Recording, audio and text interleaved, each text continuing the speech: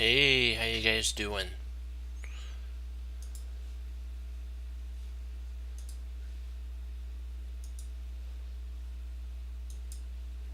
Okay, dokie. Let's check one thing out. Okay, we'll go over a game until everybody comes on, and then we'll do some tactics. Okay, let me just check one thing. Gotta make sure that we're doing good.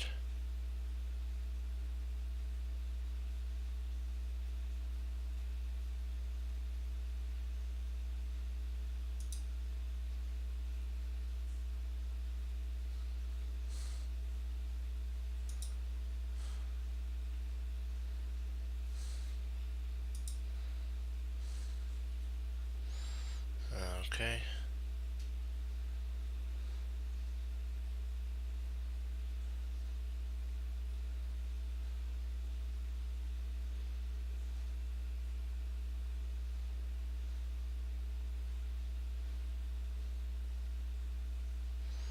Let's do this to it.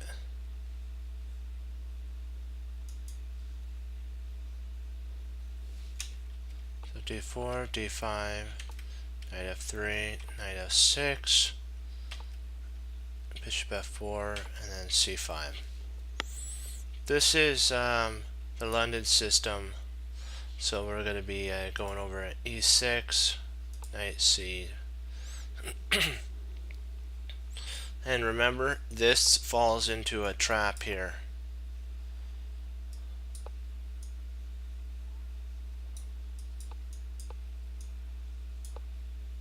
So that you don't fall for that trap. They usually play Knight BD2, so that if Queen to B6 here, at this point you can actually play Rook B1. You do kind of lose a pawn here though. So you have to be careful with it when you play this move here, because you do lose a pawn.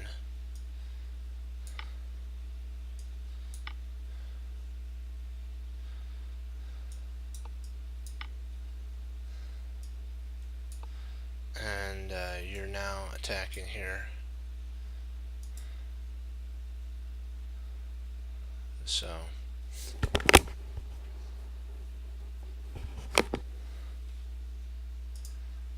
but Irina didn't want to go down that line,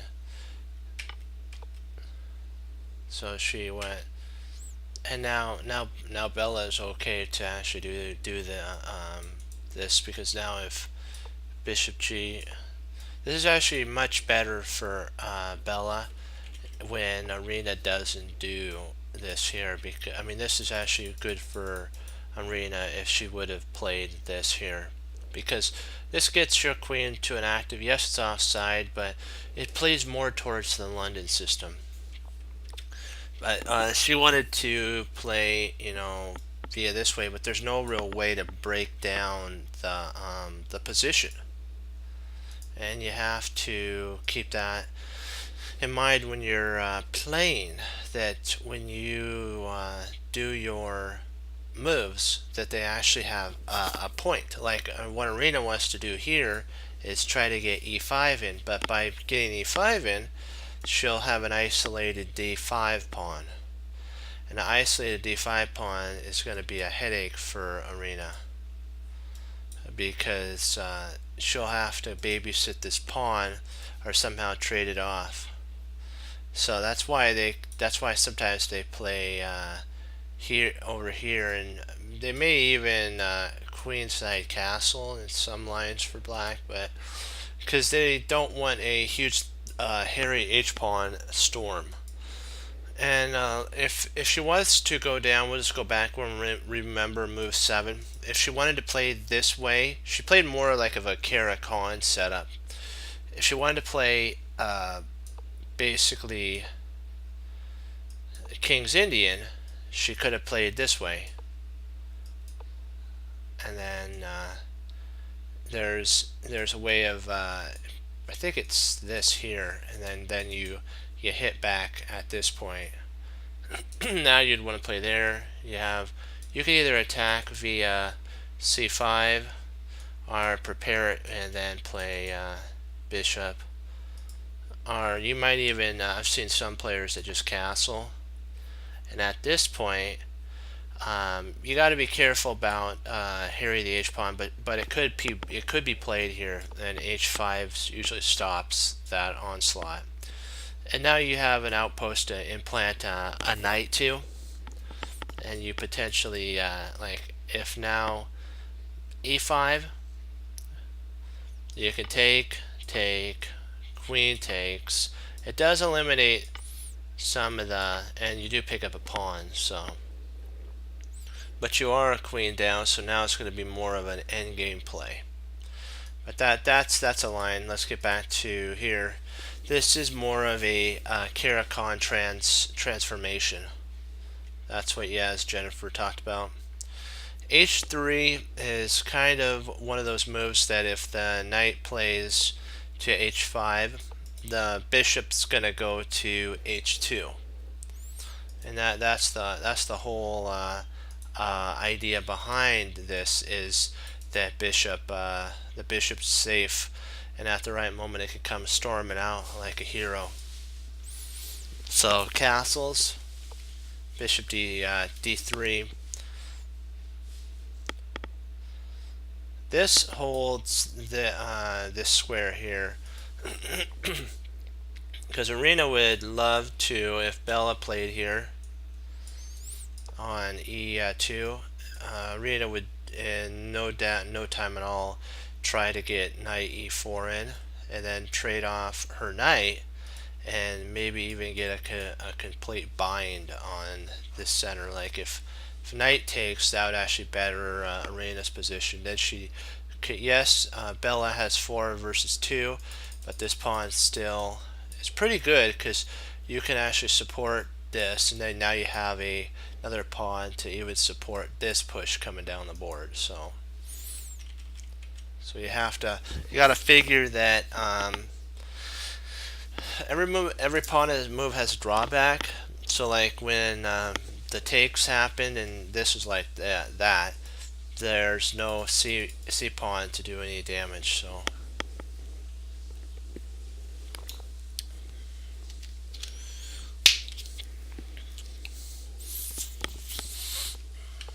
D3, that stops this in its tracks because you pick up a pawn. Sorry, just little allergies. Oops, hold on. Good, we're still streaming, I hope. Let me see. Just hold on, just give me a second. Yep, we're still streaming. Good.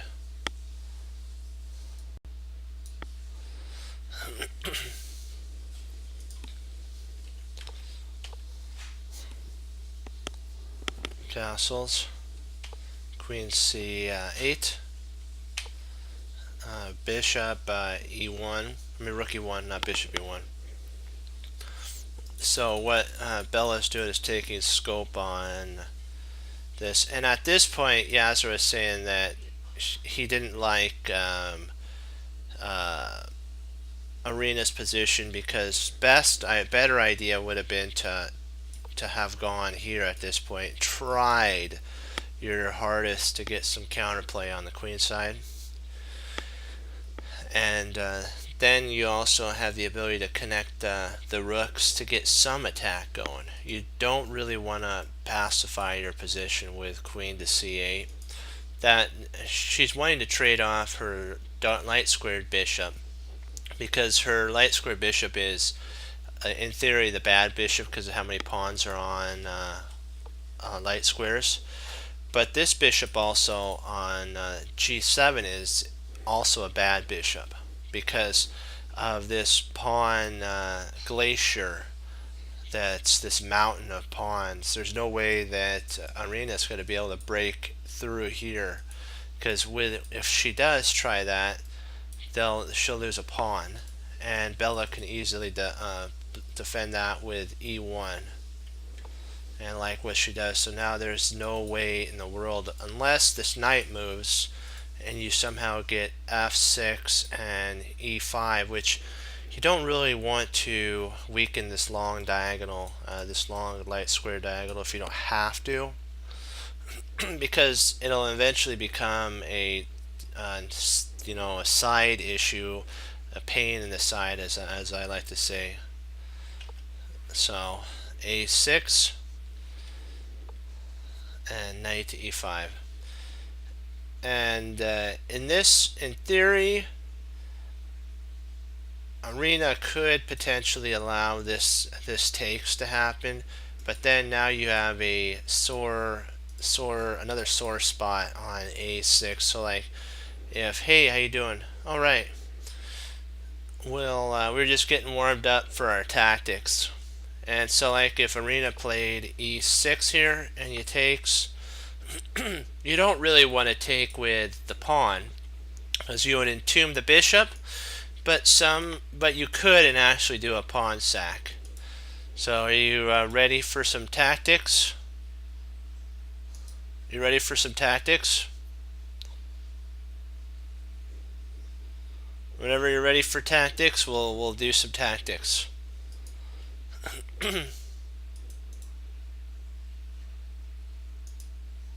All right, let's do it then.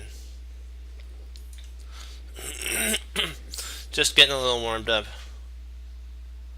Oh, you want to finish the game? Okay. Well, we'll finish this puzzle first then, and then we'll do the game then.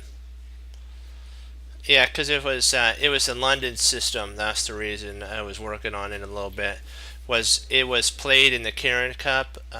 Arena Crush was black and Bella was white. And so Bella sadly beat Arena Crush, but it was an interesting way that Arena played. It's okay. We'll finish this. We got into a puzzle. We'll finish it and then we'll go back. And you never interrupt because you know what? We were gonna go to puzzles anyways, so it's okay.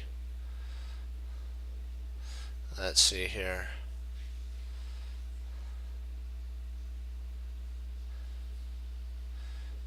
Okay, so if we play, oh, okay, we're going up the board. There we go.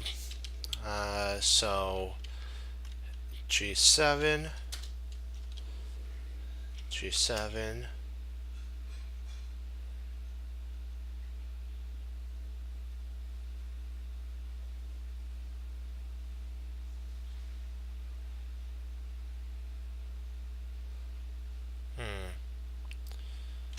Then he's got bishop G8.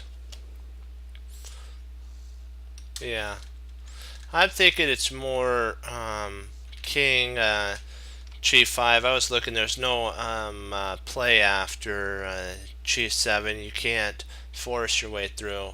I like G5, King G5, because that forces the king. Black has really two moves that they can play. The one move is the most forcing one is bishop to G8 or king E7 would be an interesting one as well. Oops, I have to put a parentheses around there. Sorry, hold on. Didn't finish my thought. That's kind of that's the black idea. If you go king G5, those are the two ideas that black wants to play. Either king E7 after king E5, G5, king E7, or bishop G8. I guess they could take, but that would be a horrible position because that would allow us to snug our way right into H7 and push the pawn. So like king G5, then yeah.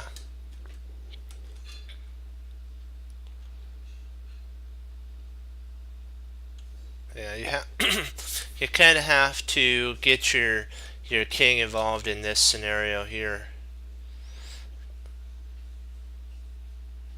And then what you could do is after king g5, if bishop, I believe it's g8, you can play king f6. Sorry, king f6, and you can then start pushing the h pawn up the board. You start pushing the h pawn.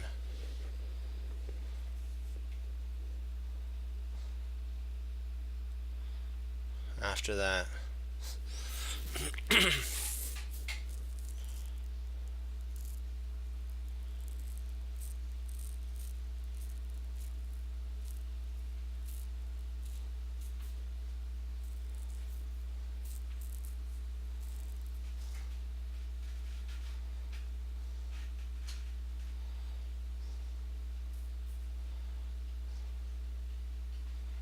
Well, let me see. So you're saying, excuse me, king at g5, king e7.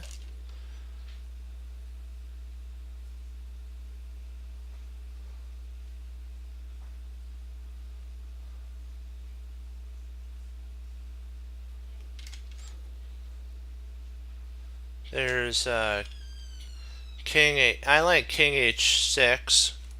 If king f8, then you have king h7. If bishop g8 check, you have king to h8, and potentially you can maybe get your pawns rolling at that point.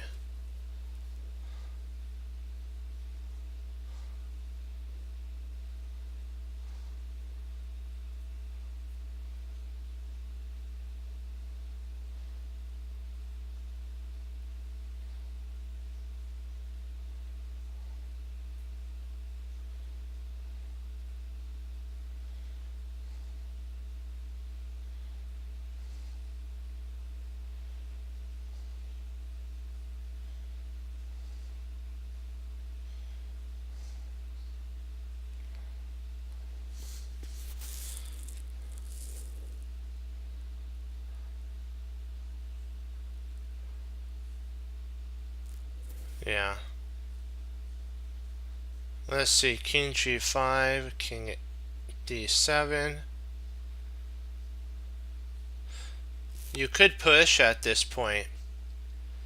You could actually push up the board once you get to king g5. If king e7, you could go h6 at that point. You could actually go h6 and then try to push all the way through that way. I'm liking king g5. What do you think?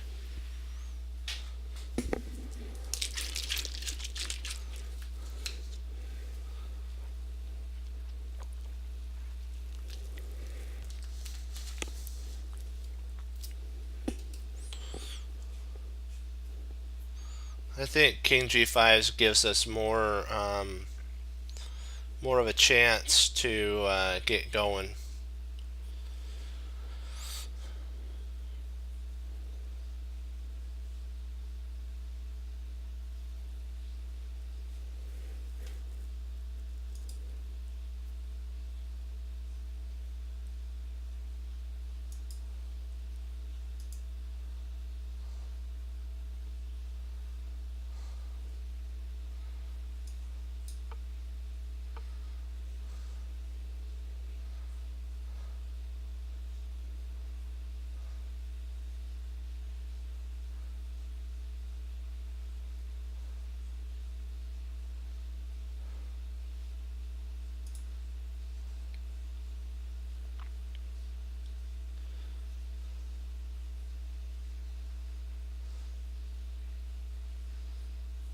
See, if we go h5 here, then he goes king f8.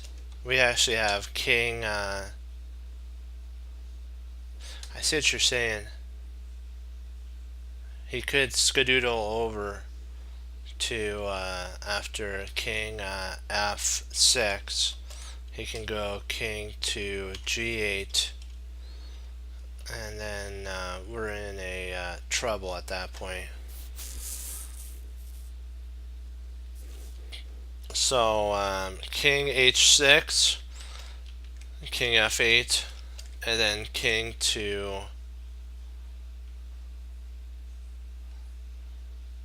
and then we actually have I don't know if king h6, king f8, 8.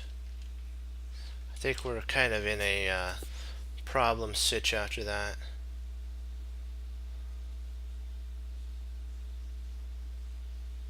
Oh, I think we're okay. Let me see.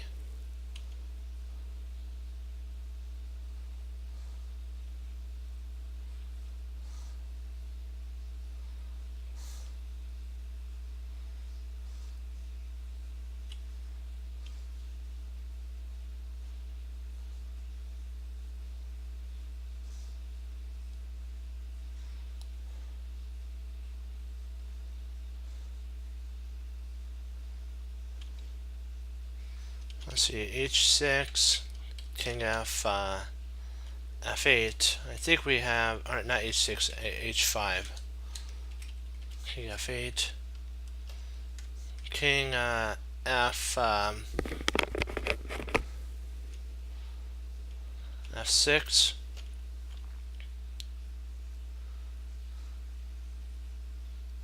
I don't think that's right.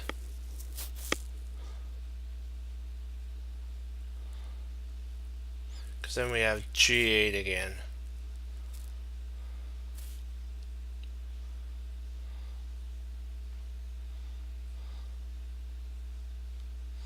I think it is right. We have to move the king in.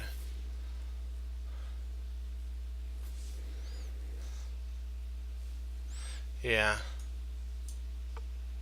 Oops, so it's this.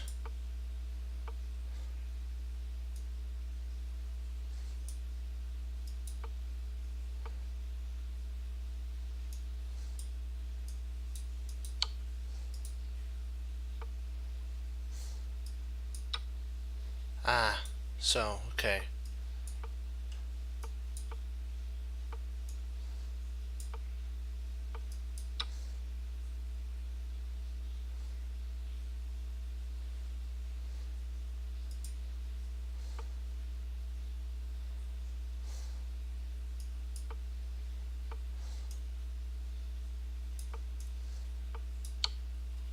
Oops, sorry. Gotta redo that again. Boom, okay, we'll try one more time so that we can get it into our minds. That stops that, he comes in, then we take.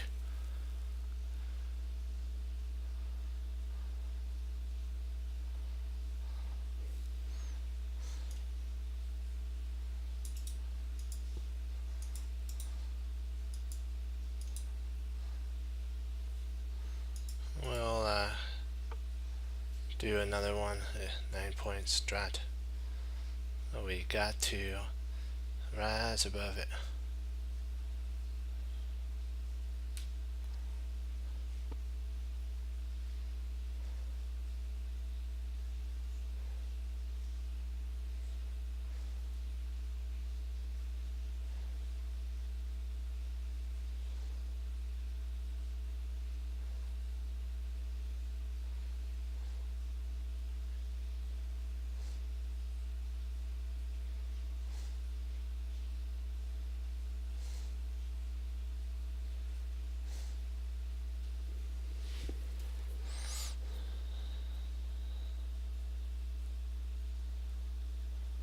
Yep, exactly.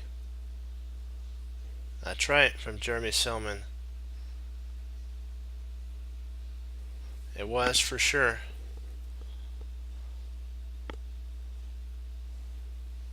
We'll get it. We'll get it. I've seen that one before. I usually get that one right. I forgot. It's been a while since I've seen it, but I thought it might have been the H pawn. Yeah, we'll get another shot at it again. They usually throw those. Yeah, you have to always be a. Let's see, queen.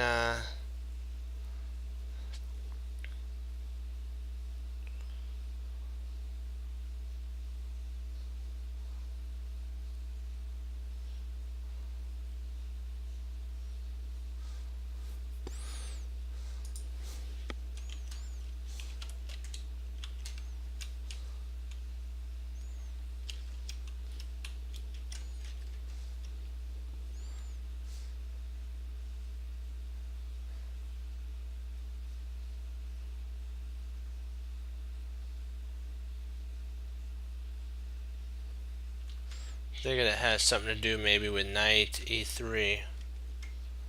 Knight e3 might have something to do with it. Because that attacks the rook. And it undiscovers, so see knight d3. If rook, let's say g1, we have queen e4 check. And we actually pick up a bishop after after the rook. Actually, we pick up an exchange in that line. So maybe knight e3, rook e1, queen e4 check.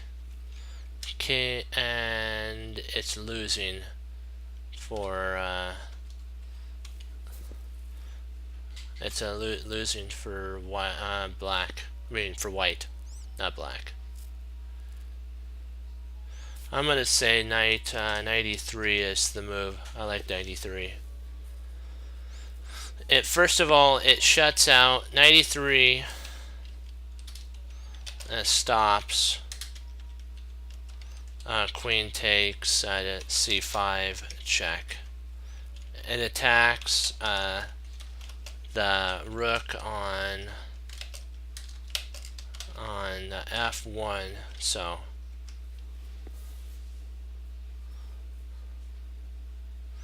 it does a lot of different things, and it threatens to basically checkmate. It threatens to checkmate.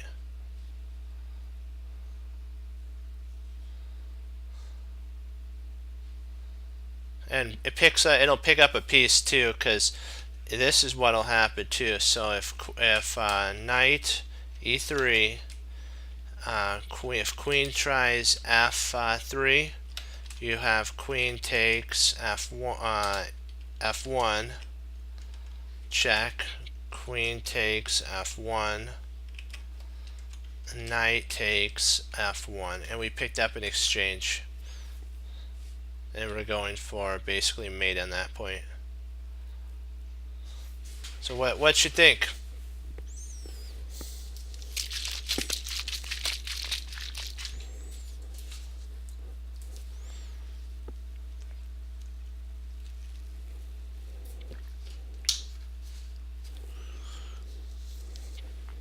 I'm thinking knight e3. That's the first starter.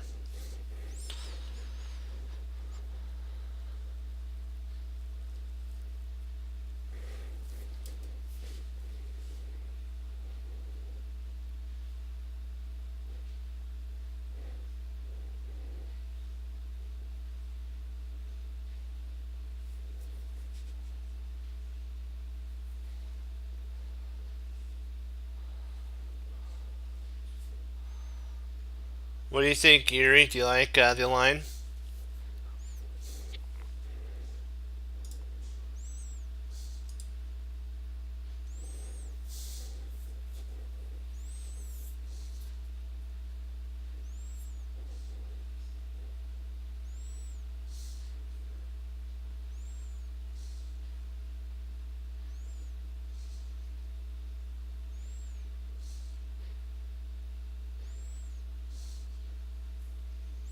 Okay.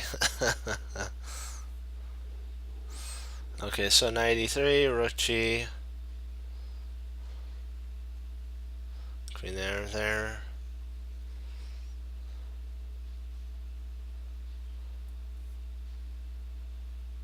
Well, if he went up to G2 on this line right here, you can actually play Rook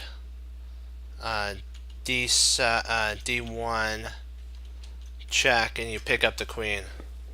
Rook D1, and you pick up the queen if he comes up, because the queen would have to go queen to G1 because the rook's pinned. Queen G1, rook takes G1 check, king takes king takes G1, rook takes G1, and you've won. Rook takes G2, G2 check, and you've picked up so much material.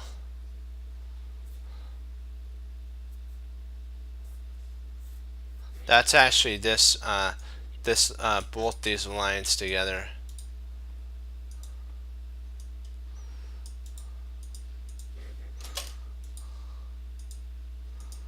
It's that whole line. Yeah, I'm thinking you're right. Yep, and then we'll work it all the way through. We'll work the lines.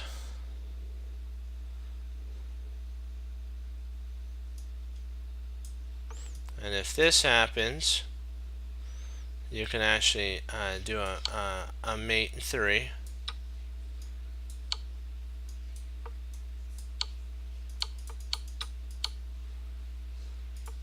So if rook here, queen e1,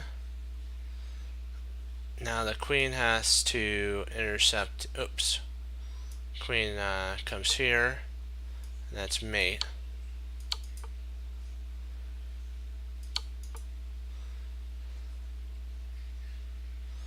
So g3 is playable. Queen takes, and that picks up a rook, and king g2, and then we double. We can even, if we needed to make a double up here, king f2, and just keep just gobble gobble.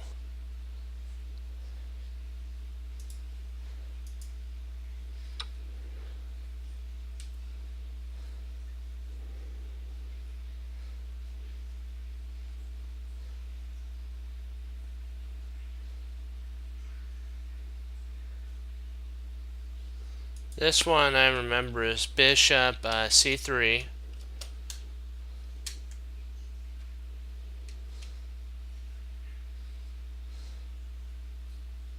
So bishop c3, c3. Rook c there, or is it? Let me see here. Better make sure I'm doing this right. Rook c3. Rook c1.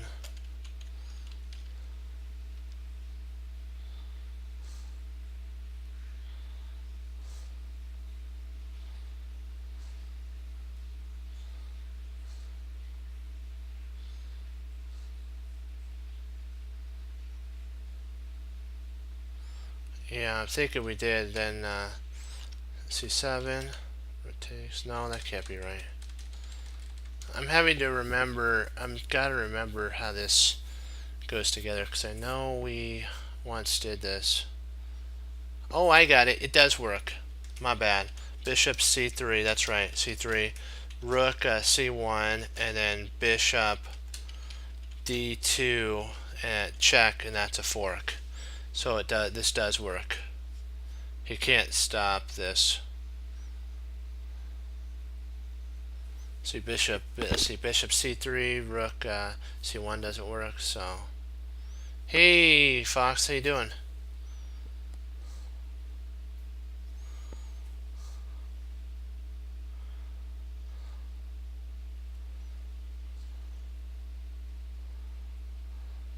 Oh, nice.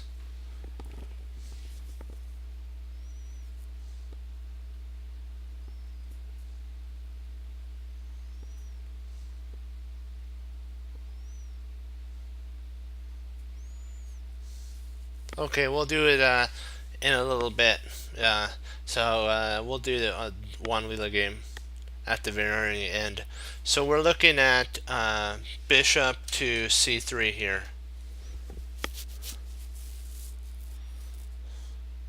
Thinking that's right.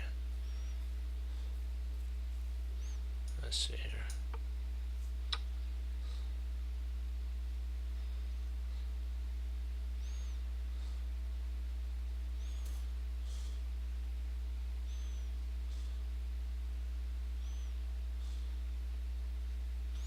Then we have, I think it's either bishop.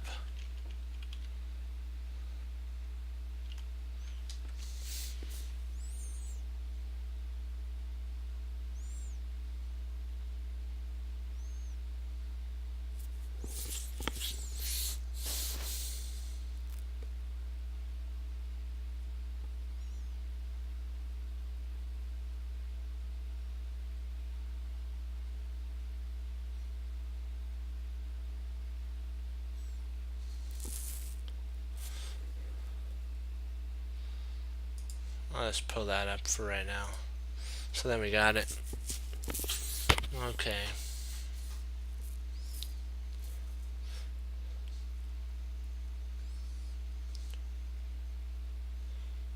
Yeah, I see what you're saying. That is right.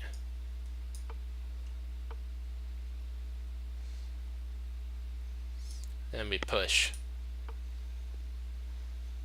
If you're wondering why it's right, I'll show you. You have to look at all the continuation lines. See if he plays here, he loses. And if he takes here, and if let's see here, where did he play? He played there. Or if he plays here to do that, you have this. If he can't play here because that's covered, can't play here because that's covered. If he plays here, we push, and even if he takes, this is covered at that point. And then this is covered.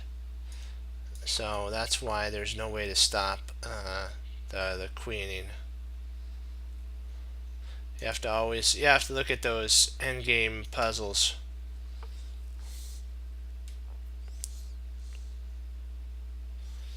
That's how you improve with your tactical puzzles, is you have to make sure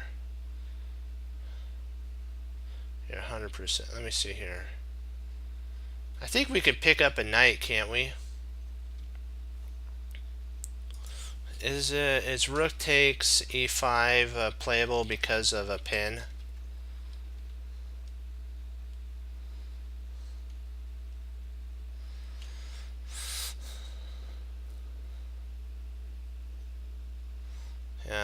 He can't play d takes e5 because that's against the law. That's a no. That's a no on that one. But I believe rook takes e5 is playable.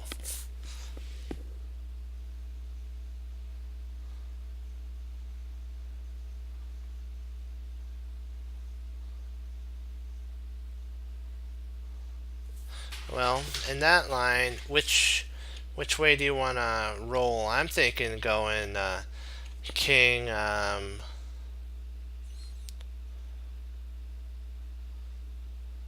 I like king g7. King g7 in that line covers everything.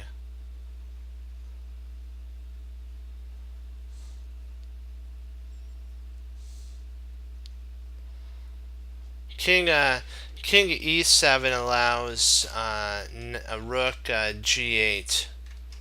Yeah, king e7 allows rook g8, and that would undermine our backward g5 pawn. That would undermine the backward g5 pawn. Yeah, I'm gonna.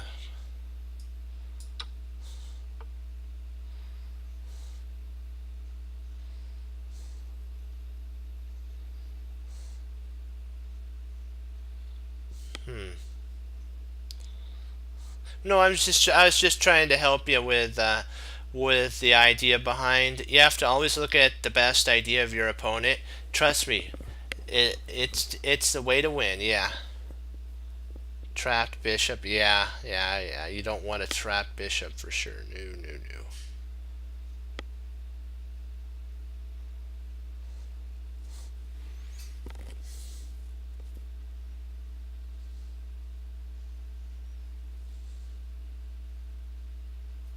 We have to move our rook. Where to? Probably rook e3 is probably a good move.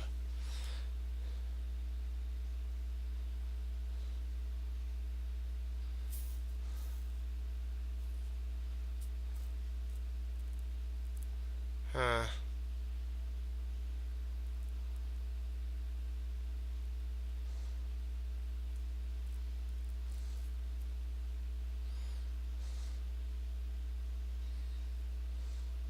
Or maybe a check.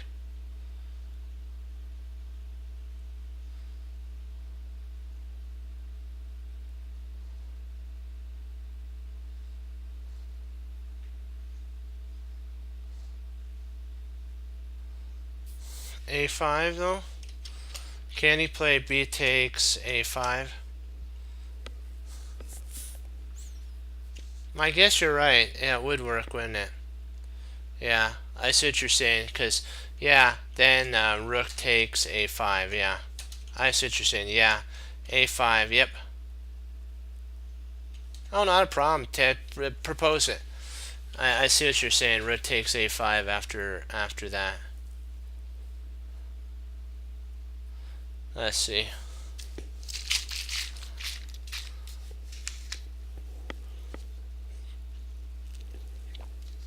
Yeah, the best. It's hard sometimes. Oh, yeah. I'm gonna go with a5 too. That stops everything, because the idea our opponent wants to play this. Come on. This stops everything in its tracks. The best that our opponent could do is taking here, and then you have rook e1, and even if he takes here now, oops, oh, sorry, he's got to come up. We can come rook c1 and then undermine that, and if he takes here, we take there, and now we're free to roam. We're roaming free. 17 seconds. Yeah, you have to solve it in 17 seconds.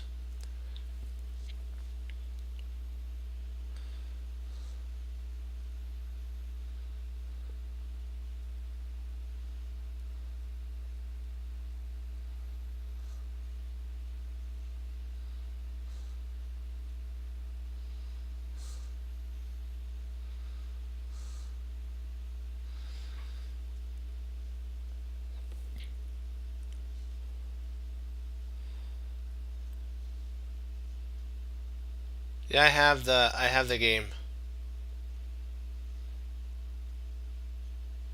It's up in my bar right here. I believe. Let me see. Yep, there it is. We got it.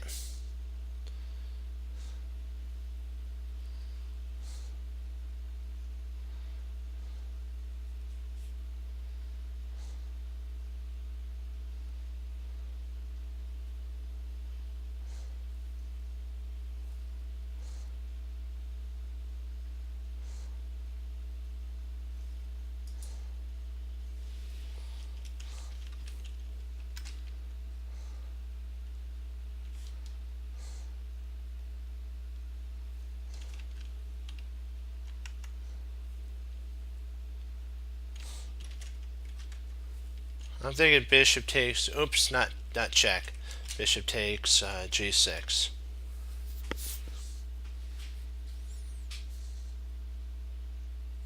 But I don't think that works, because he's at that point he's got rook h8, so that doesn't work.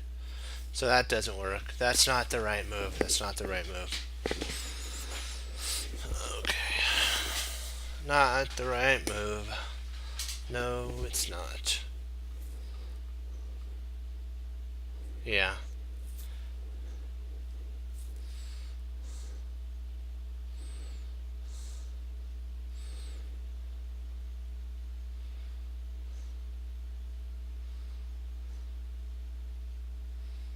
But it's not, I don't believe it's mate though. Queen h6. Queen h6.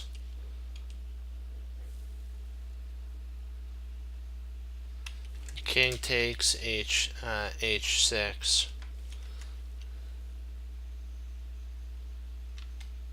And I'm not sure.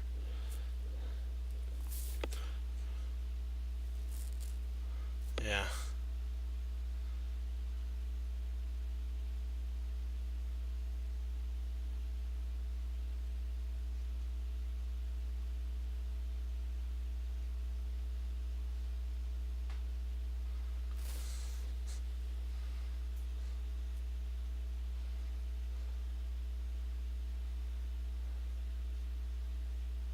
I was actually thinking bishop g8 here, but bishop g8.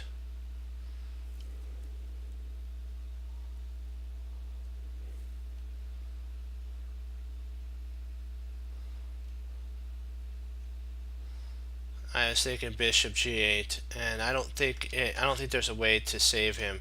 Bishop g8, king takes g8, queen h7 mate, bishop g8,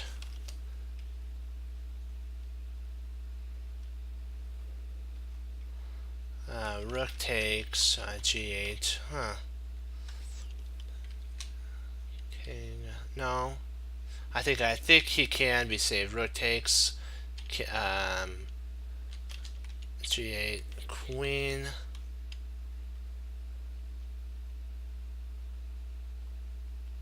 Queen h7. Hold on. I think king f8, and then he's safe. So I don't think that works. That's not the right line.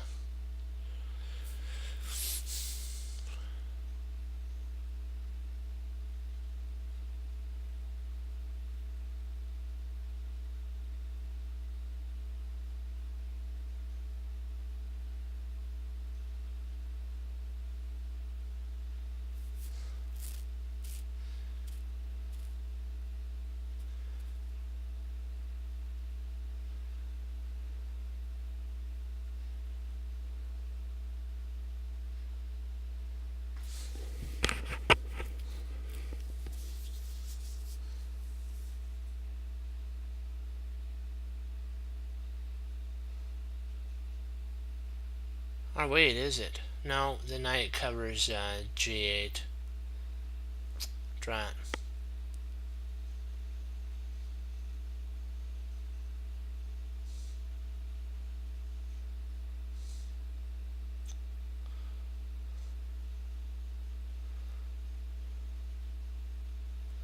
Knight takes e6. F takes e6.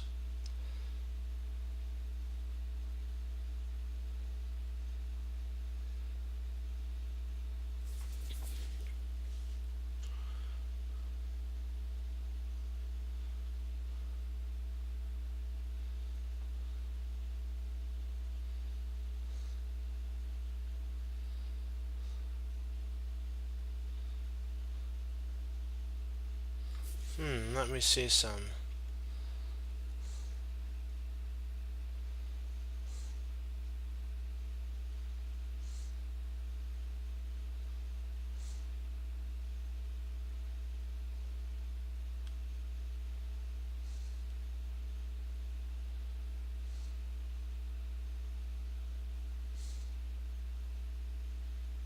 Hmm.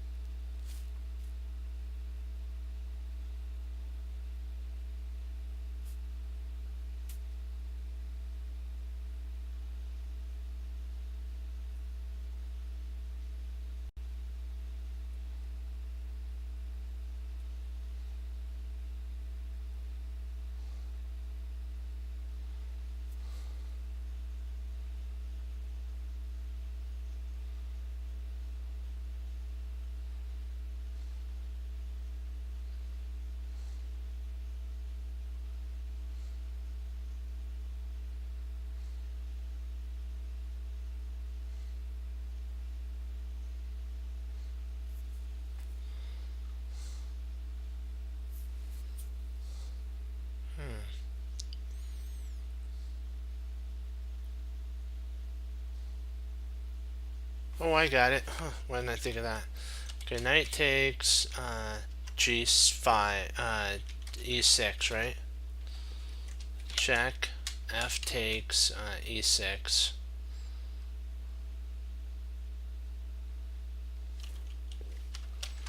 Bishop.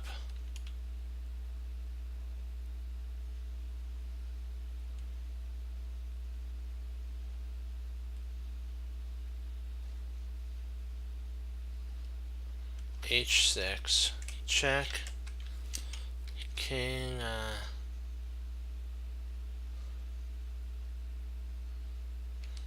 F7.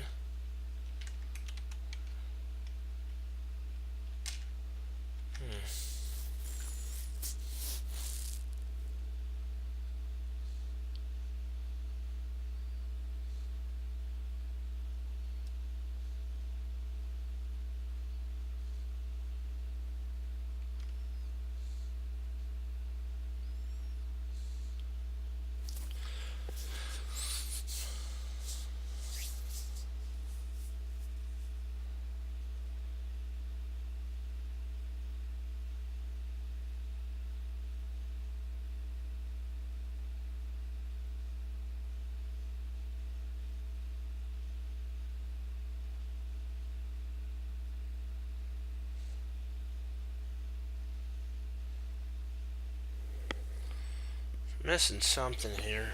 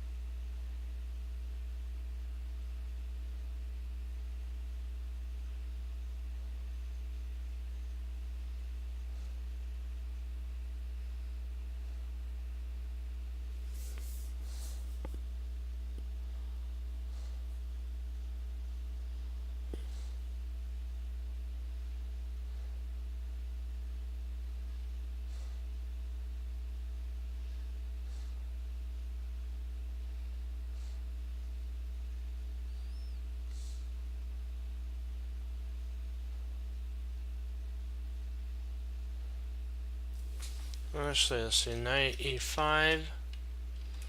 Knight F5. Bishop G5.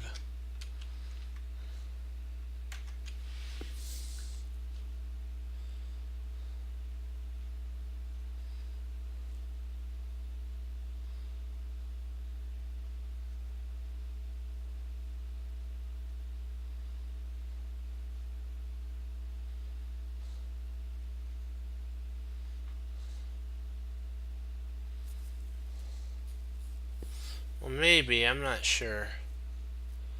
I'm not real sure here.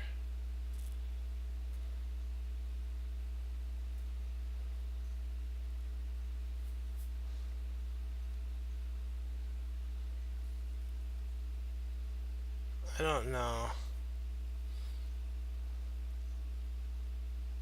Let's check knight knight takes E6. F takes E6. Bishop H Bishop H6. Check. King F7. I guess we have queen to F3.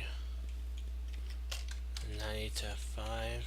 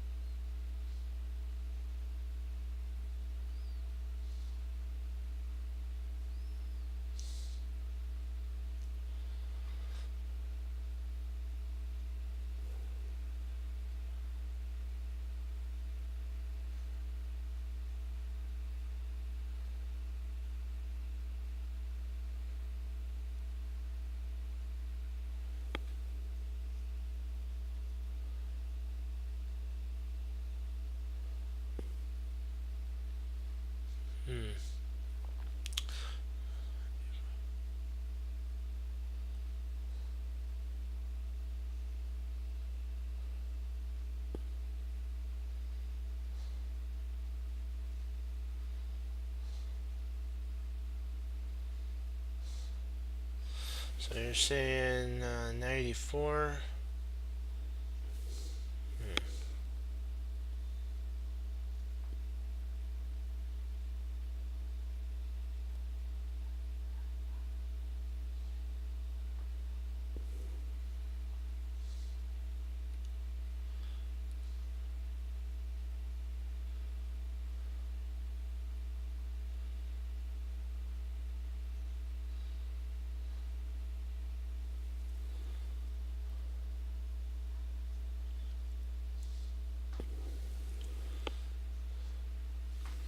We don't see the other way through. That might be wrong.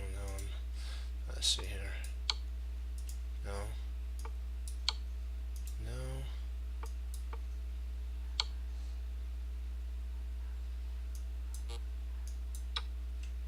Oops, sorry, I gotta move King H1.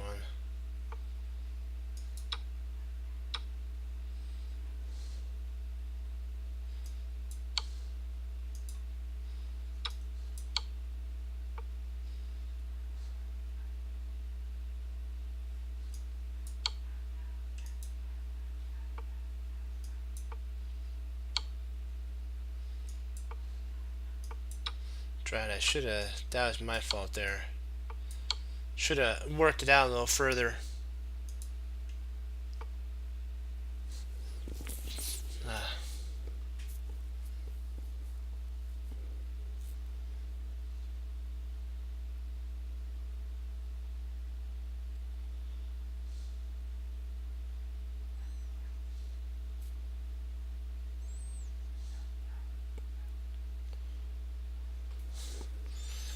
This one is rook takes e3. Rook takes e3. Yeah, we will. We'll finish this one, then we'll look at the game. Rook takes e3, rook takes e3, and then rook e8. And that picks up a piece in that line. That should be.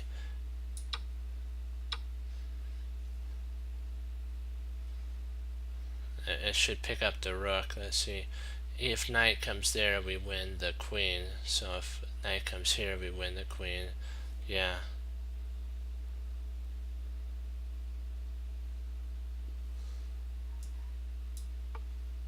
Oh, no?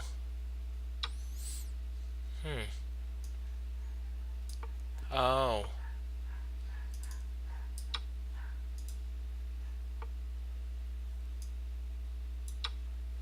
Okay. That was my bad there. Okay, we'll go over that. I thought for sure that would work. Okay, let's take a look at here. Okay, bishop B.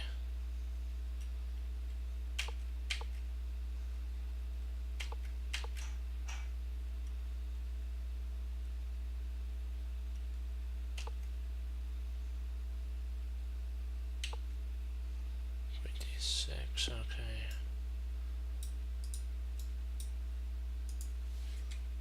D3, A5. Yeah, I'd love to somehow get this in, but this is covered, so can't do that. Knight BD2, G6, A3. That stops the knight from coming in. So, and prepares later a B4 advance. Also stops that setup too. So A5 is played to prevent the potential B4. Also trying to undermine this pawn right here. King E2, Rook B8, Rook E1, and then now we can actually castle by hand. Castling by hand. I've done that before. Sometimes it's better to do that. Let's see.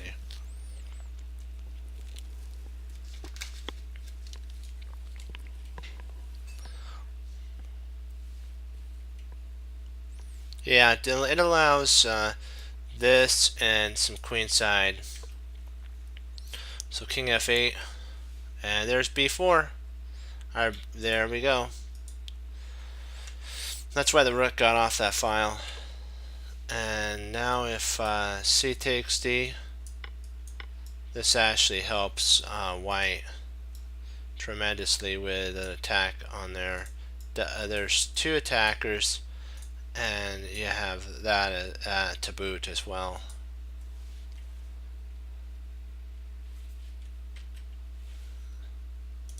That's why bishop f5, king g1. That gets out of the, so if he ever takes there, which he would, queen b3, and that covers if takes, and rook slides over here with an attack. So bishop takes, queen takes, and the knight comes in with a nice, this is a nice tactic. Takes there, you actually have this here, and that to boot, so that like when this happens, you can actually have it coming right up the board with here. So you'd actually have to play queen here, and then it's guarding the knight because the knight's going to get, so this knight would actually have to move back. Let's see, where could it move? It's in a pretty bad predicament. It's actually trapped, and if you play here, you lose a knight. So that's why the queen, rather than playing bishop d2, played bishop d6. It leaves this spot open for the knight to retreat to. C takes d, rook takes, and we're actually now potentially threatening a lot of attacks coming in. So we're doing good. You could even threaten this too, a pin. So even better, winning a rook. Rook e3 is actually a lot stronger because now you're threatening here and here, a lot of attack. There we go. So now this is under fire. Rook has to go to f5, trying to go after attack. Queen takes b4. Now we are down an exchange, but that we have so much activity, we're winning here. Now we're attacking the rook, and we can start getting this thing going. If the rook moved, let's see, where could it, if it tries going here, it potentially could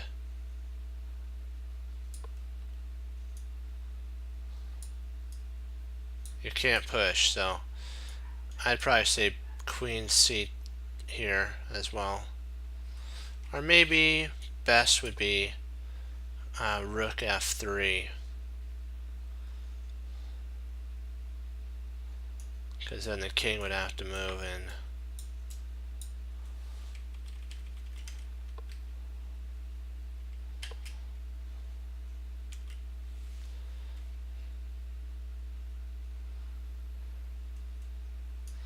This is kind of an interesting move. That's the only reason this move isn't played, if you're wondering. The rook can come over to attack the queen. This prevents that and still keeps with the idea of an attack there. So takes. So we're attacking the queen, queen d5, and now we retreat back. We don't want to exchange because now we're up a pawn. Rook a1, 8. That pins the knight so that if there, it also protects the spot where the rook's going to come in. He's threatening something like that. So bishop e2 is very important because now we're taking scope here and we're attacking. We'll be attacking there. Now we can get our king up too. We have a safe spot for the king. This covers the pawn so that when we retreat back, this pawn's protected even if the queen tries to pin it there. Or e1 works. King up. And we do have queen b2 is a pretty interesting playable move. So h4, f6, rook f4 to attack the knight. Also, it prepares to allow our bishop to get out too. We want to, now that we're under a lot of pressure, we got to trade. So this actually helps us now. And they're trying to hold on to their pawns, which they're going to eventually fall. Oops, sorry. Oops, 45. Oops, that went too fast. Let me see, where are we? Ah, perfect.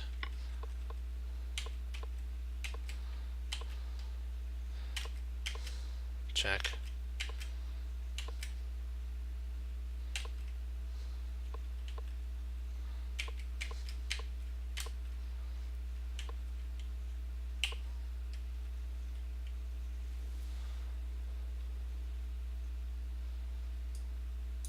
This would be an interesting idea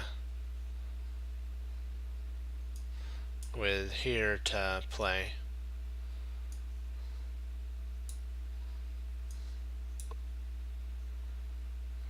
Bishop takes, takes.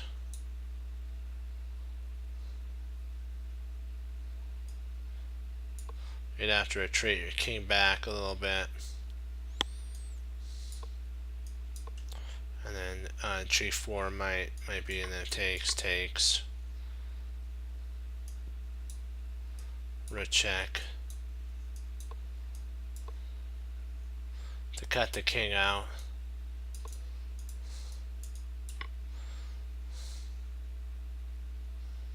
So kind of up a little creek without a paddle in that line. So let's get through this endgame because they play different type of endgames. There we go. Oh, nice.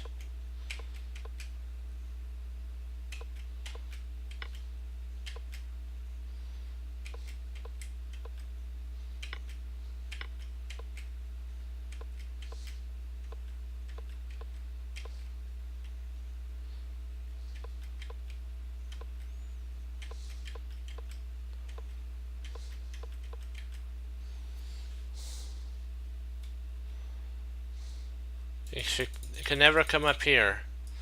Anytime if it ever comes up here, there's no way to avoid a draw. So that's that was a good game. Wait, do you have any questions on it, Fox?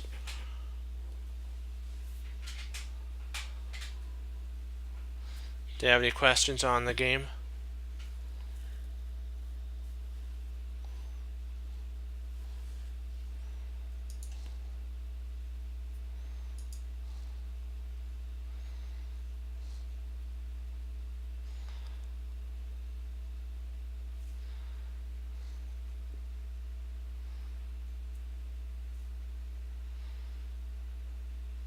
I'll take that as okay. We'll do some puzzles. Okay. I'll be right back. Take a look at this, see if you can solve it, and then I'll be right back.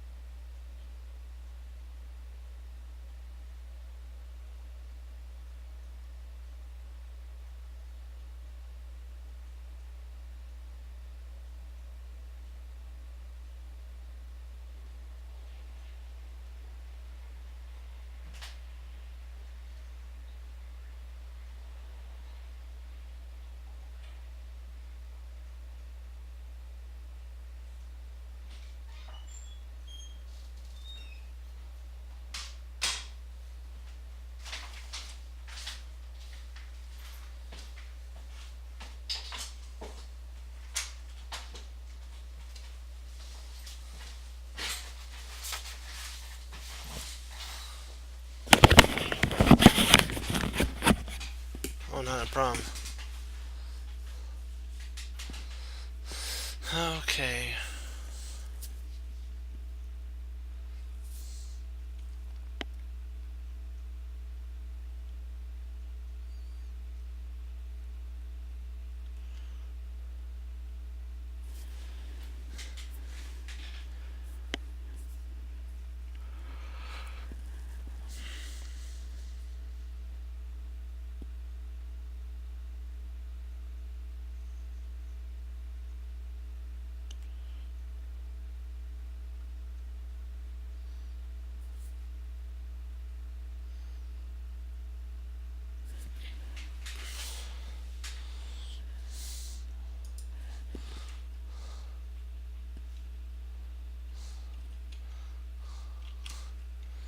Queen d5 is what I'm looking at.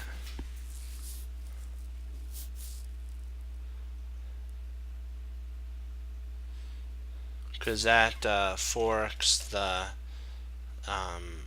d6 pawn, the d6, and the rook at g8.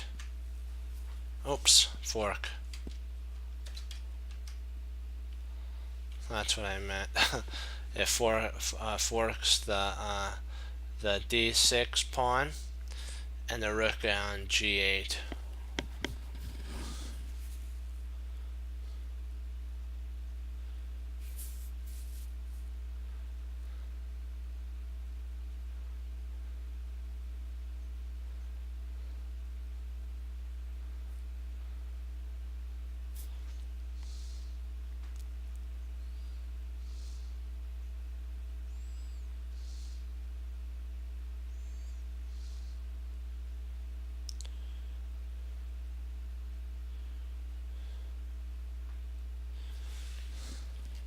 So queen d5, if rook g7,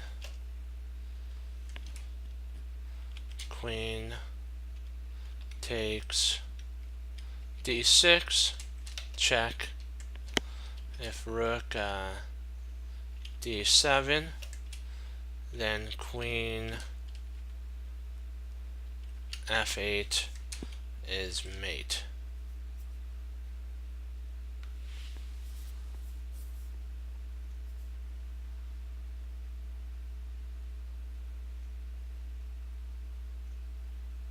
And if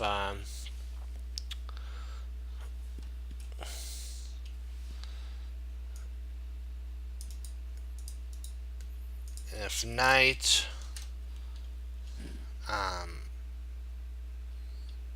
d7, then we have, first we'll play rook takes c8, check. King takes c8, and then queen to c7 mate.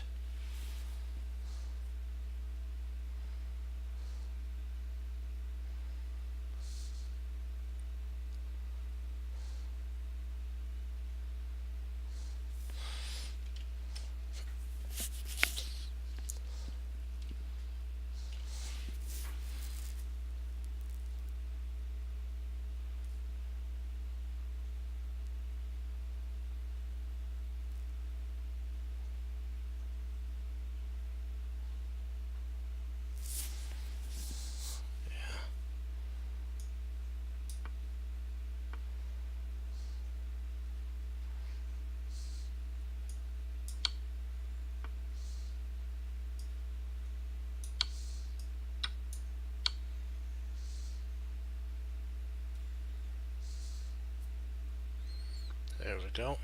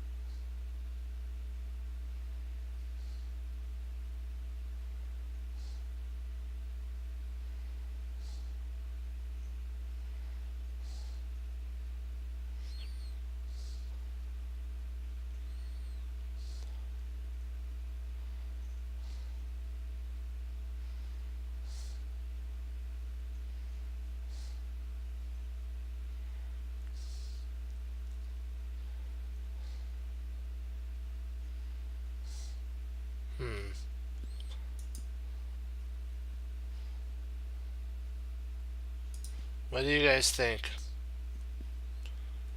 There's knight e5 or knight e6 or c3.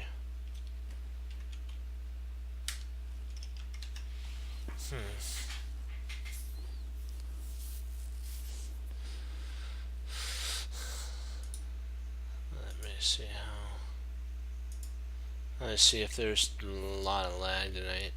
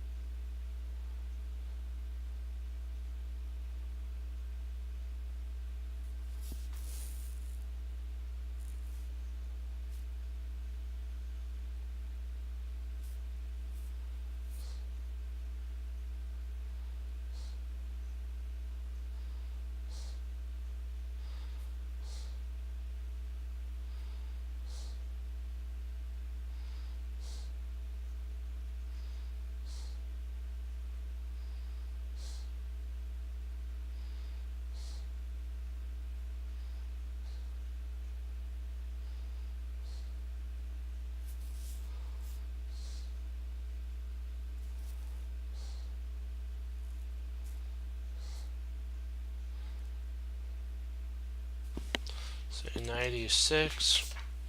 Oops. 96.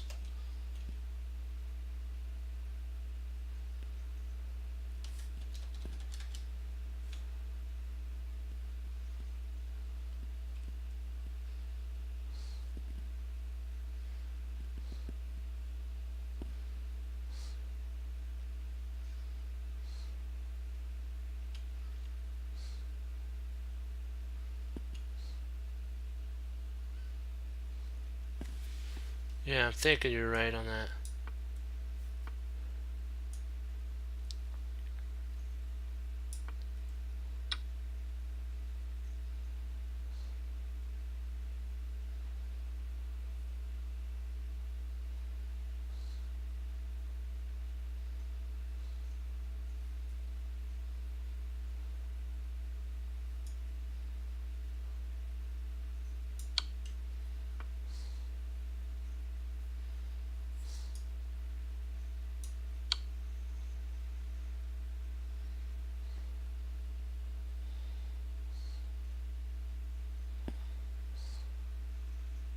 The other one leads to stalemate.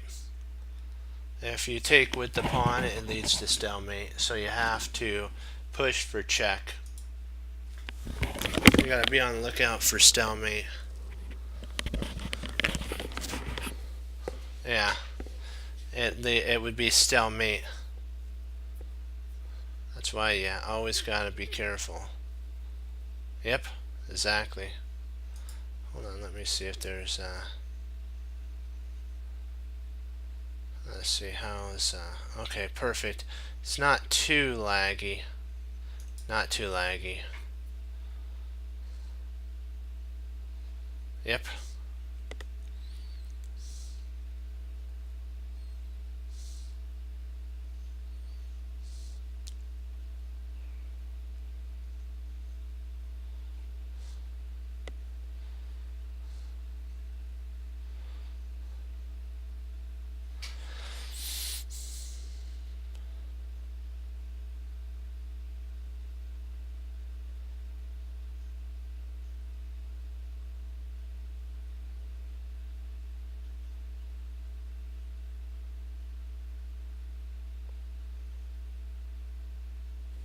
I'm thinking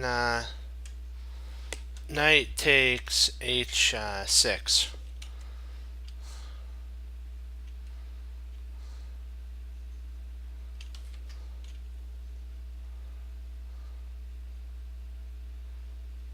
Oops, can't do that. My bad. Queen would take, bishop would take the h5. That's funny. So we can't do that. I was a little hopeful, too hopeful there.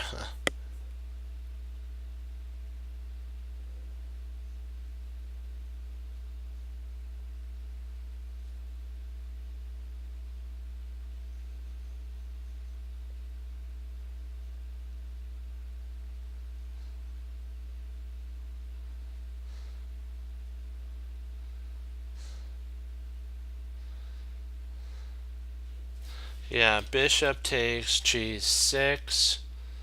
You have h6.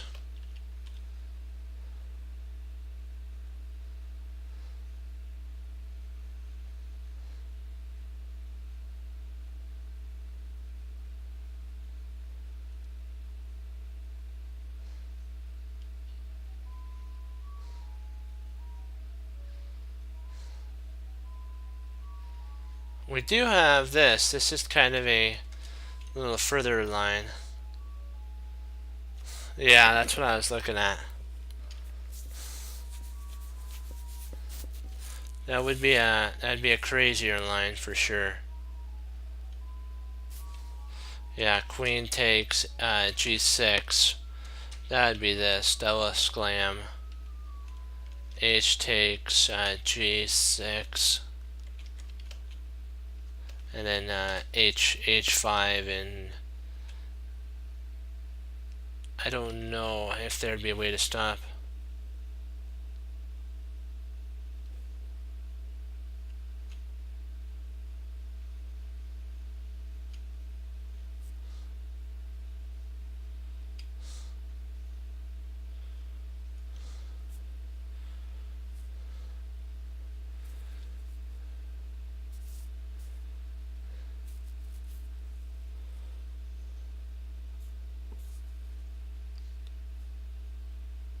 What do you think about this one, Foss?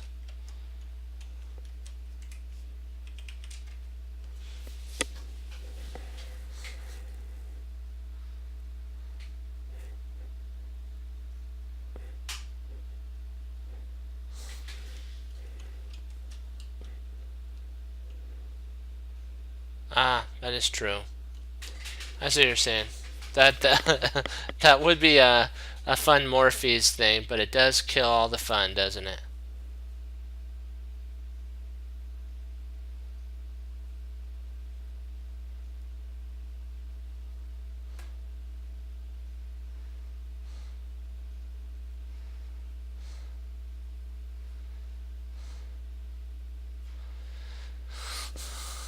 Let's see here.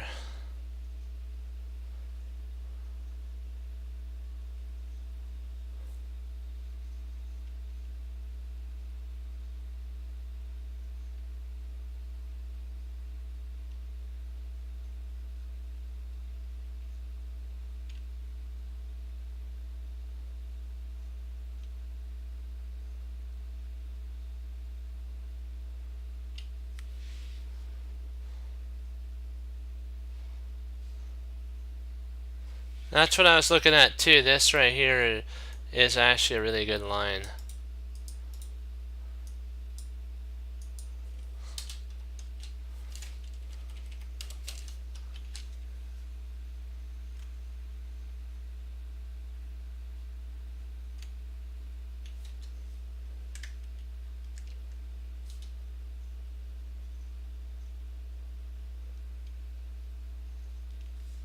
You're threatening then rook h8 mate potentially.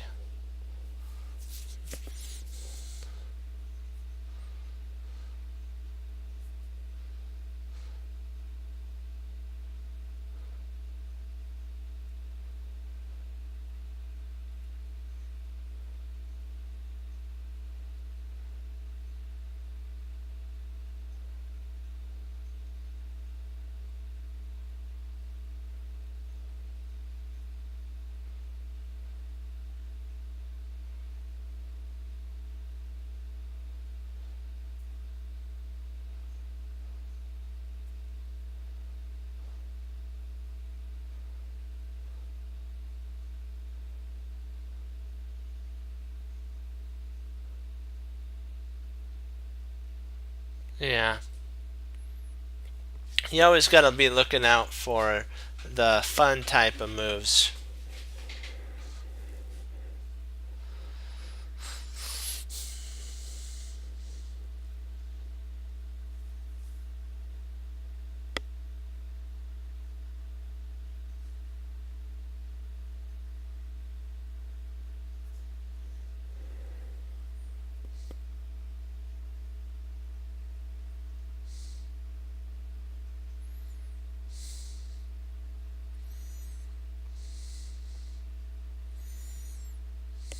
Let's see, queen takes GH takes GH5 takes.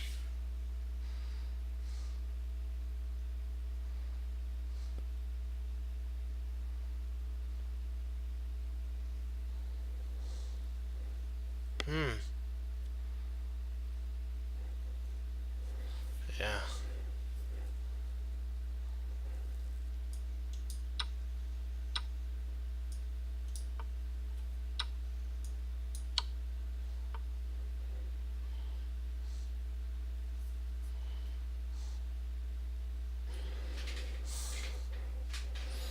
Let's see, H takes.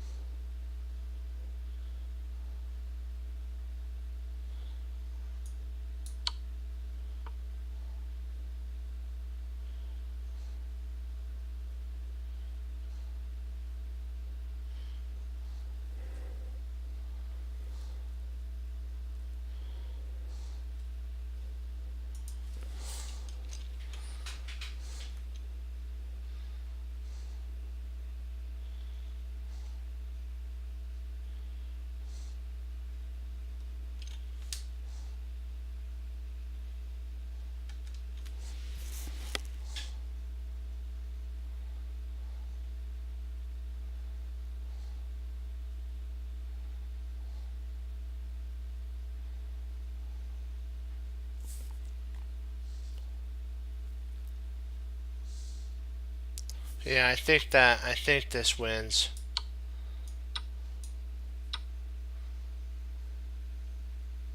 Great job, Erie. Nice work. Nice work. Nice work.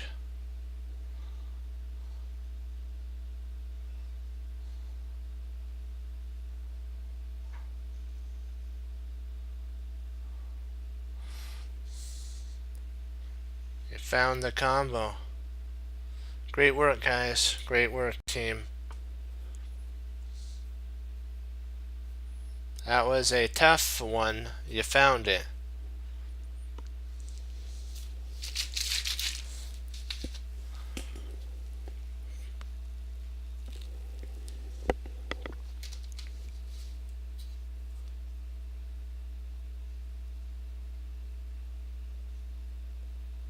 Well, see, Erie, we were up so many pawns that we eventually, and we would have been up a whole piece, so we're up, but it was fine.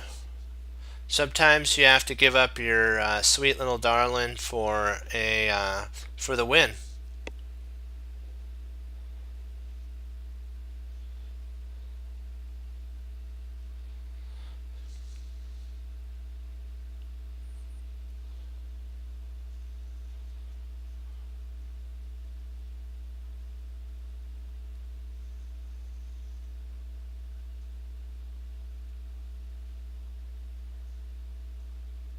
Yeah, well, if you want to go over it, we can go over it if you'd like, Erie. You can, if you want to, you could just put in. Would you like to go over it after this one?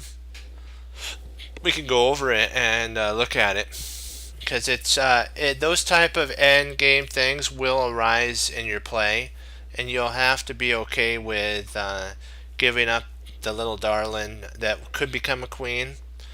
You win a queen if you think about it. You win a queen back. You've won tons of material. I'm actually happy with that. I was looking to see if there was any way to queen as well, but there wouldn't be. Sometimes the threat of getting rid of the threat is better than the queen of the pawn, especially when you're out material. So That's so nice. Okay. Oh boy. Let me see here. Let me see.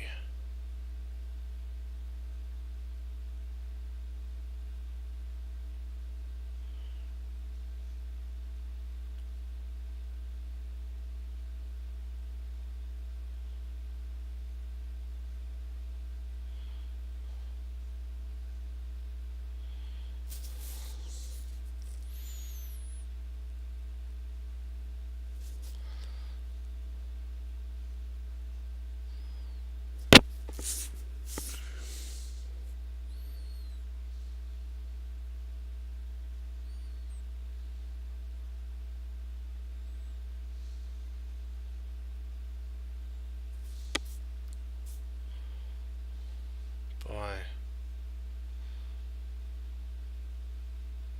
Oh, okay.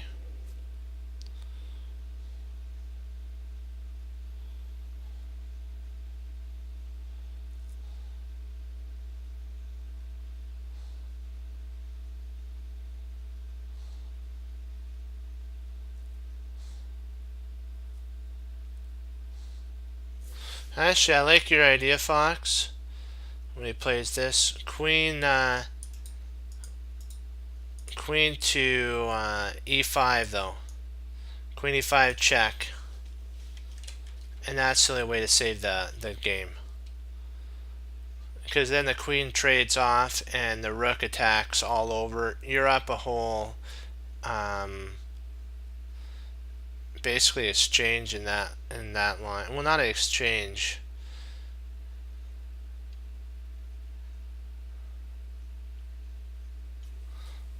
Bishop takes, rook takes, queen g5. Queen takes g5, rook takes g5.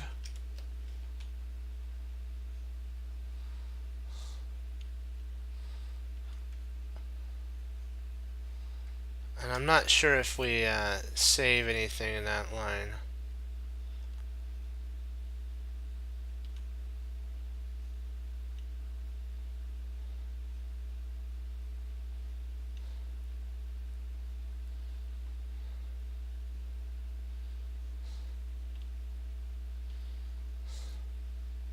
See, the only sitch with this line is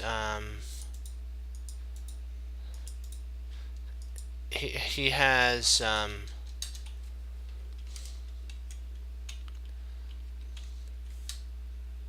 queen d6. Oh, I gotcha. Queen d6. So you're thinking of that check. Gotcha. Okay. Okay, I see what you're saying.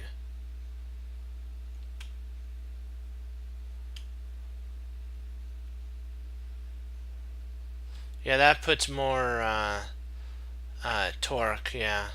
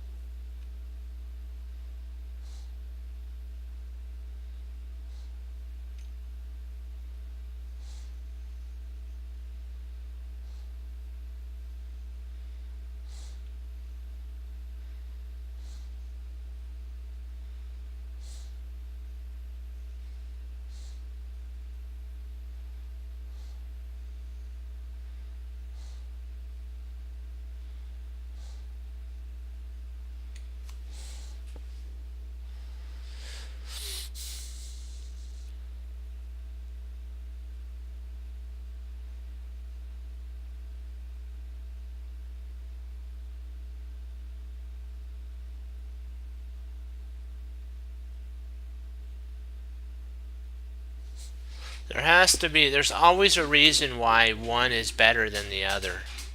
There has to be a reason why one is better than the other.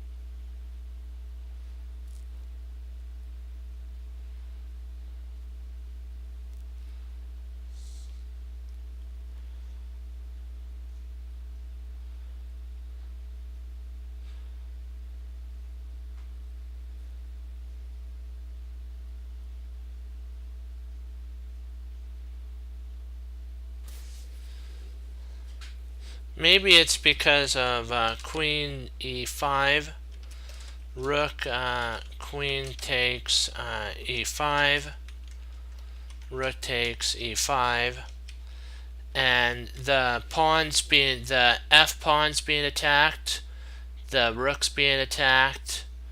The rook's attacking the f5 pawn, and the knight's attacking the f5 pawn. The knight's under attack. It's a 3 attack.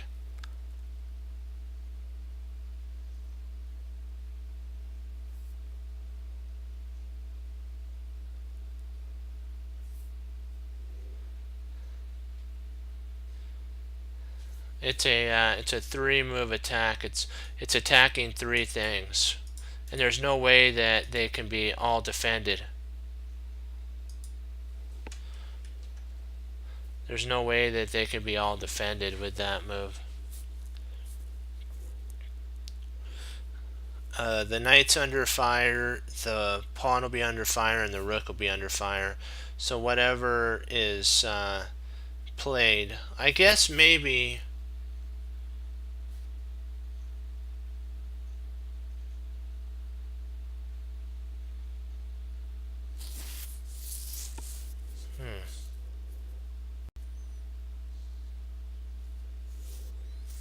F3, that's funny.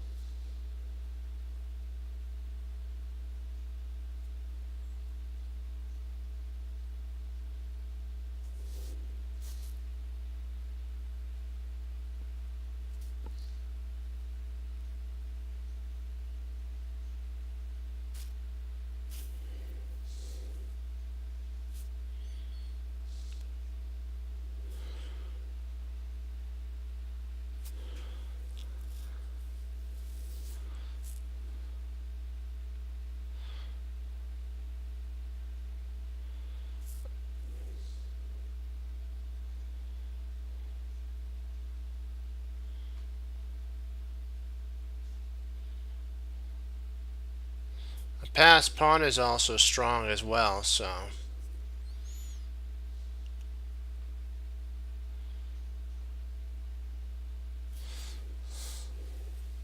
Yeah, let's give the queen d6 a shot. I like that one.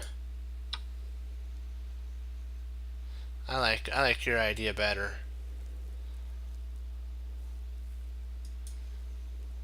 I like that idea better.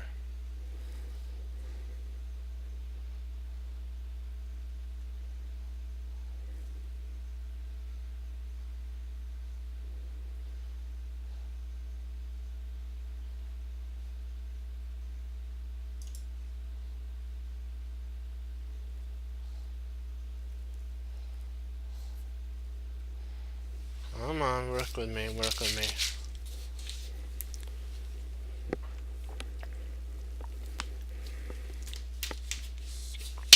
Excuse me. Ah, that was good. Okay. Here. Rook e5 is a draw.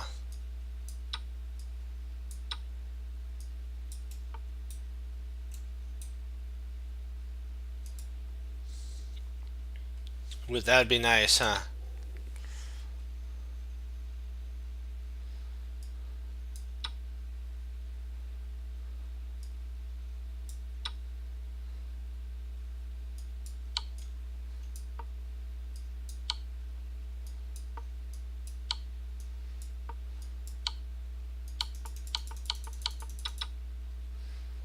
But because of this here,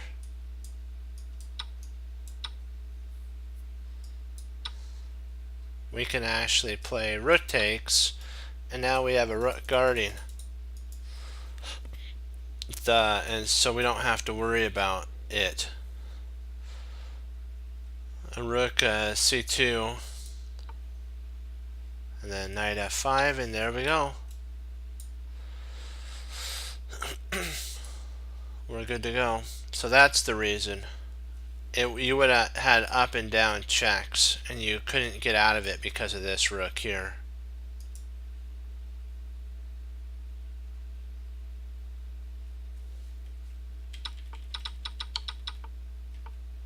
What would happen after this?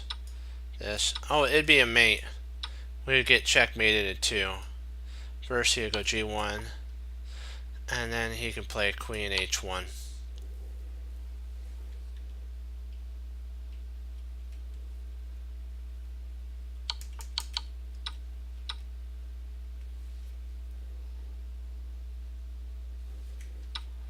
You were talking about what? And what would happen? Okay, queen d6. Okay.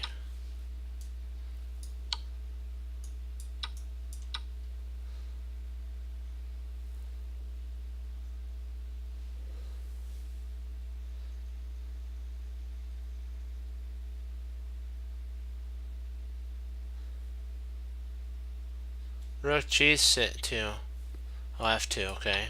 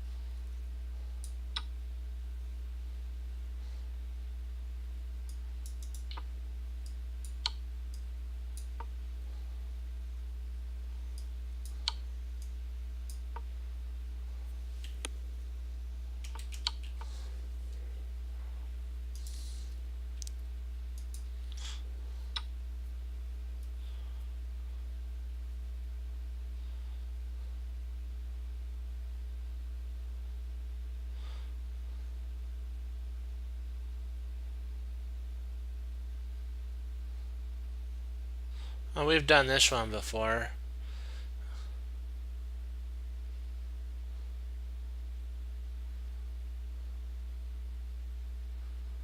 This one I've done before.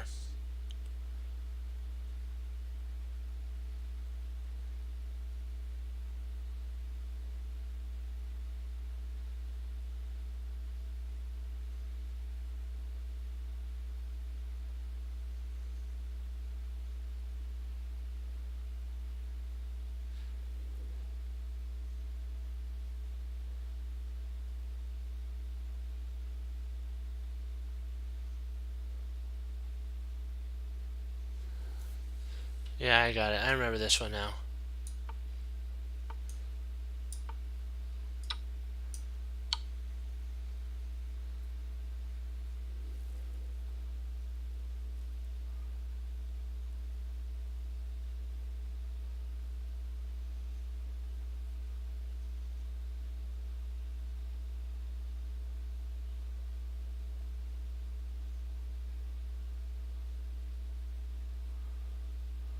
I'm not sure.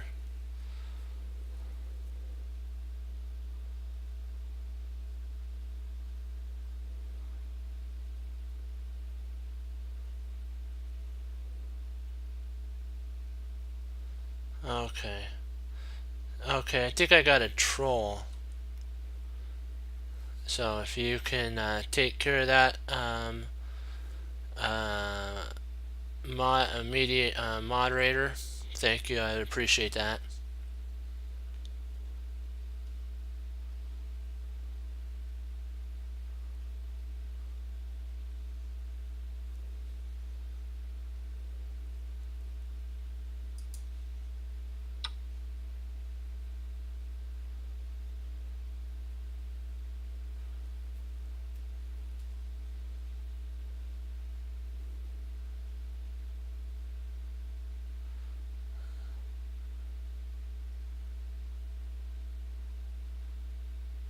I believe you click on it and then you can push ban if you're wondering.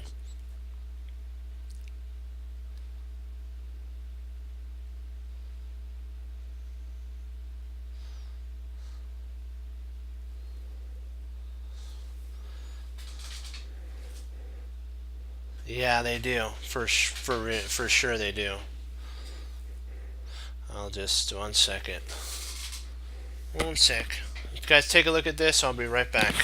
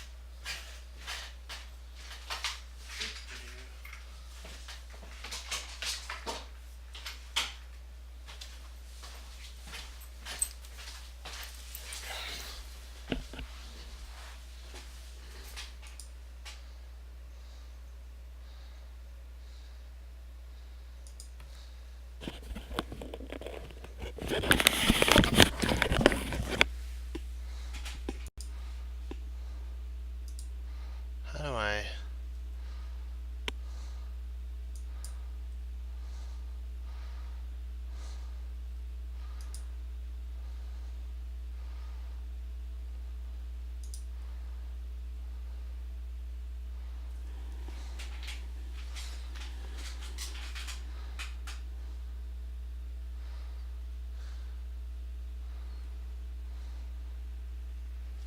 Alright, so let's see, what do we got here? Okay, hold on, let me see how we doing on our time. Okay, we may be able to do one more after this.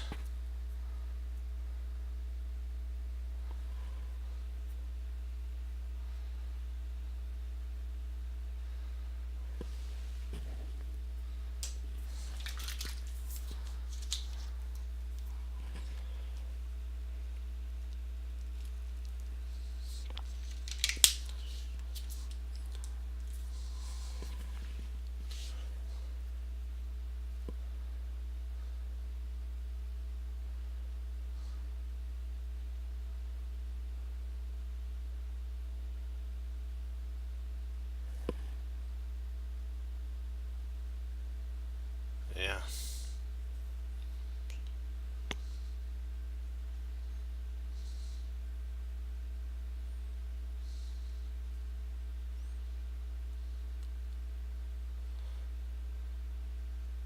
Let's see, bishop, c4. Oh boy, let me see.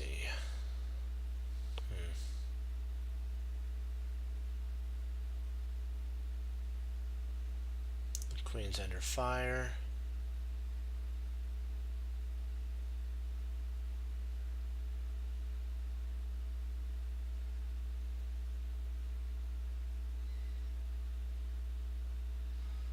We're actually down. Are we down material? No, we're equal material.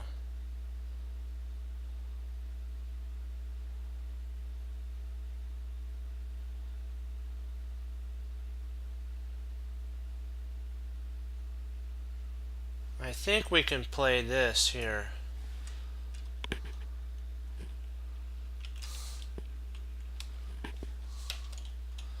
Yeah, queen takes a4, right? And then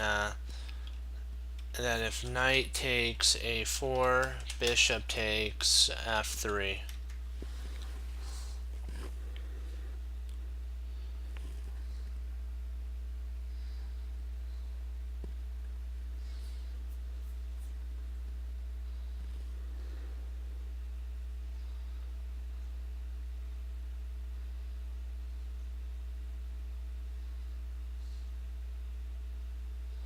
Okay, I see what you're saying. Yeah, that's he takes, bishop takes.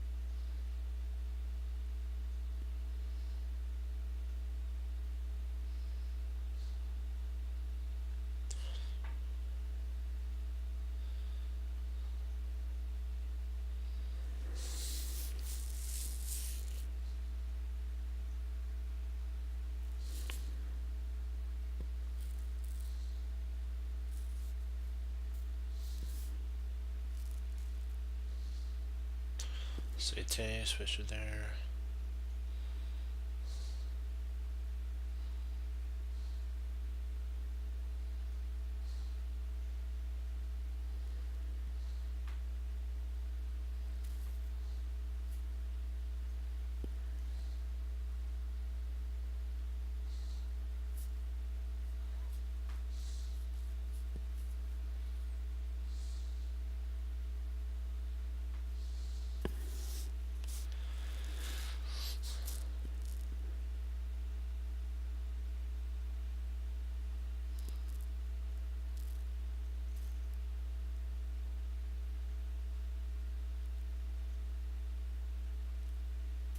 Well, after, like in your line, Fox, you're exactly right. When the king moves, to d7, queen g3, and it's over. Yeah, it doesn't work. Queen g3, and it's all over.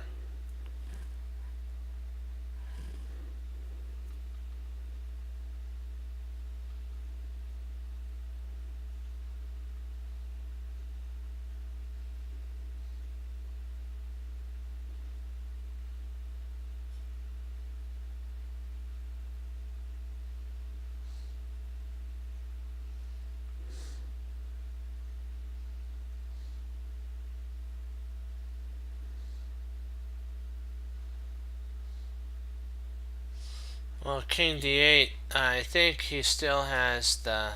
I think he still has the same idea, even after king d8. I think he'd just move his queen and then say, "Thank you for your queen." Well, I guess. Oh, I see what you're saying. Oh, you're right. If he moves, he loses. Oh, I gotcha. Okay. I don't know what I was thinking. Sorry. I thought he already capped our queen, but he didn't. Yeah, okay. I thought he capped our queen already. So, okay, I see what you're saying. Yeah. So it might actually work then. It actually might work. Okay, I see what you're saying. Yeah.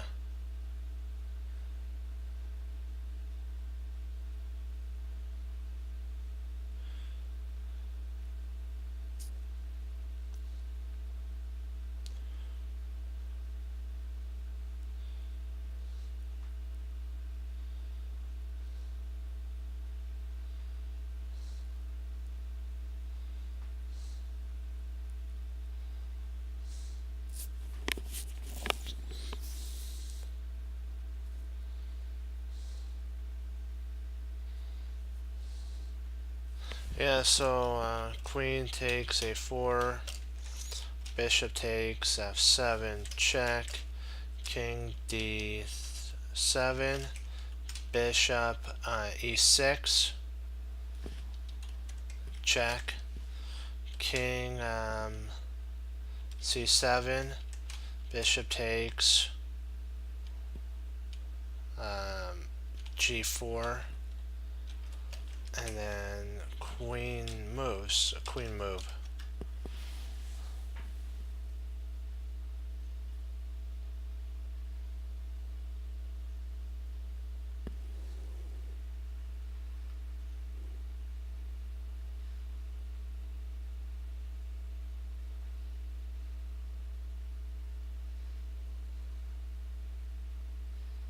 Okay. Okay, so what you're saying is queen takes a4, um, bishop f7, bishop takes f7, check, king d8, knight e6, king d7, and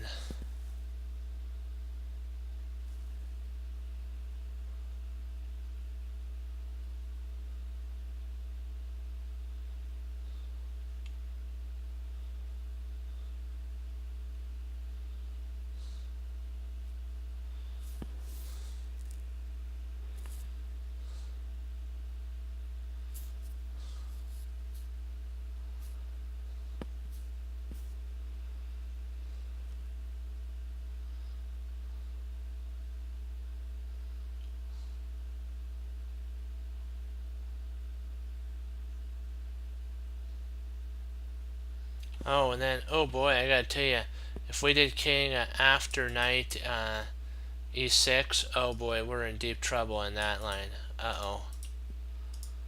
This would lose us the game. He has, let me see. No, no, I was wrong. Sorry. Well, no, no, it's knight, yeah, he's got a fork. Knight c5, check, and when the king moves, knight takes a4.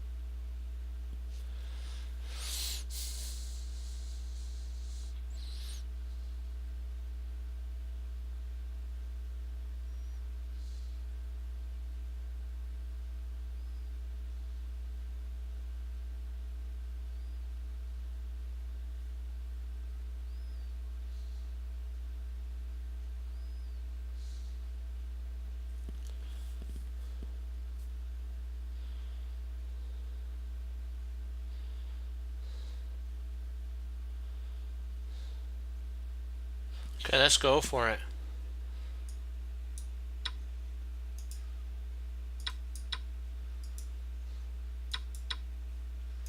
Hmm.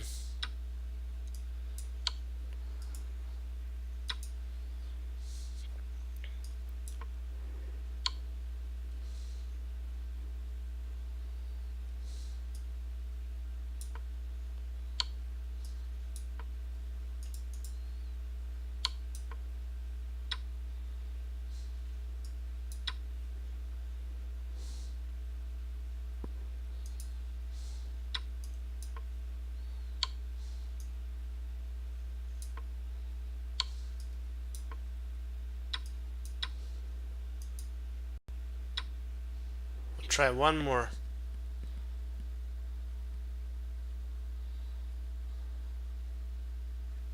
Oh, okay. Well, we'll try one more. Not to worry. Not to worry. We'll get it back. We'll get it.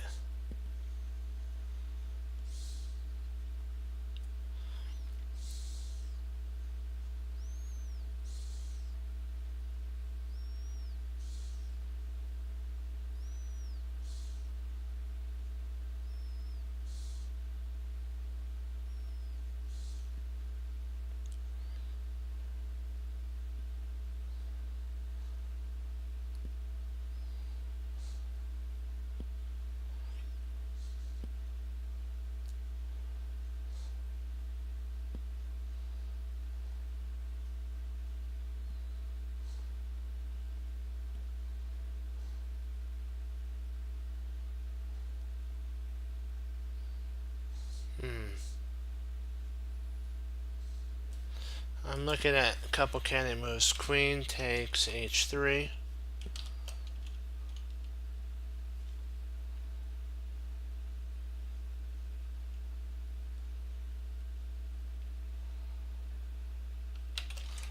Queen f8.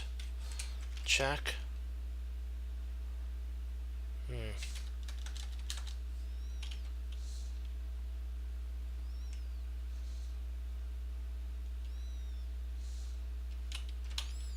Queen f8 check.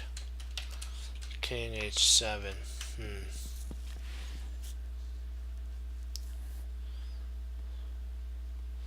And then I think he's got at that post bishop f3, and that holds. And he holds the position together.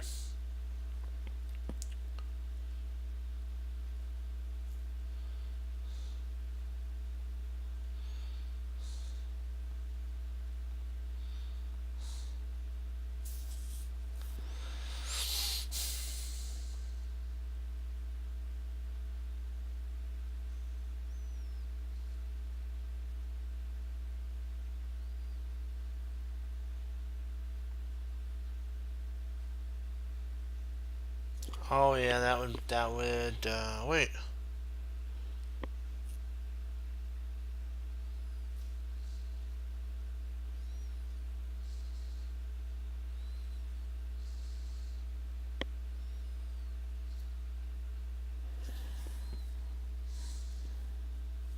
Oh, gotcha. Rotates g2 wins. Let's see, rotates g2 check. King takes g2.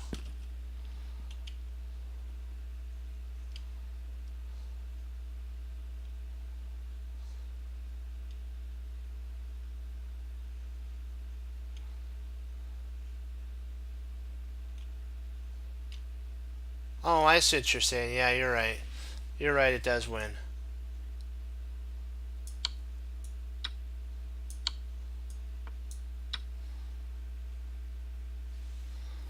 Yeah, because the queen is hung. We'll try one more, and then we'll log, because I want to see if we can't get back to where we were to begin, which was 24-18. We'll try one more.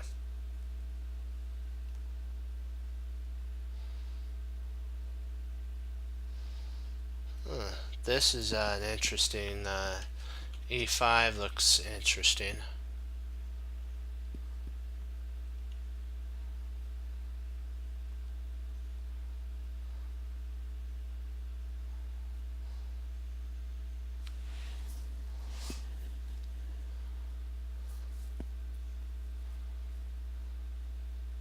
Castles.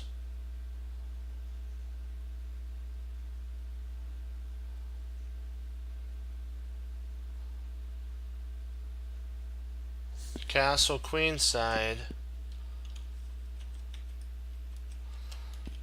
Bishop takes f4 check.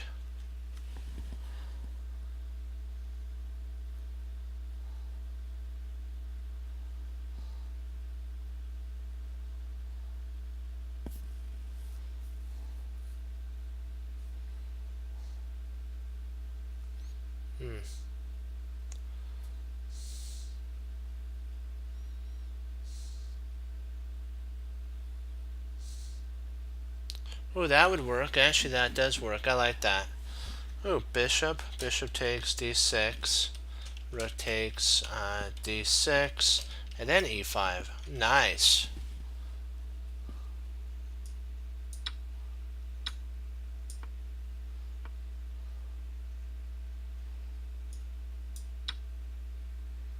Okay, we'll stop there. That was perfect. Great work. Great work. Great work. That was sweet. Okay, do you have any questions before I log off? Nice job. Nice, nice, nice. Oh, it's good to see you, Super.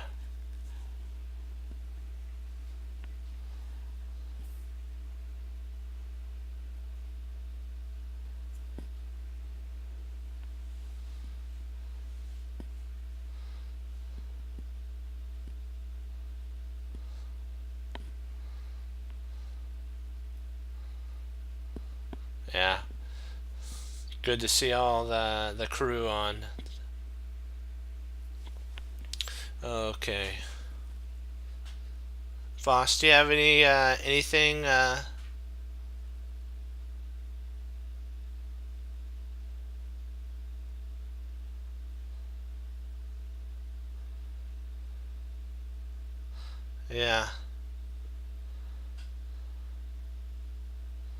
Yeah, that is and you know what? We solved it and we got 12 points. That was out of this world great. Do you have any questions on the puzzle or anything you want to look at?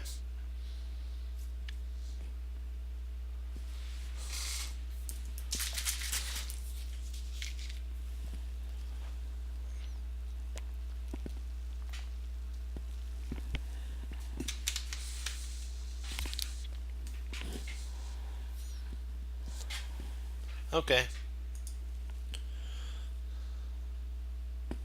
Gotcha. So you wanted to take a look and see what would happen with here.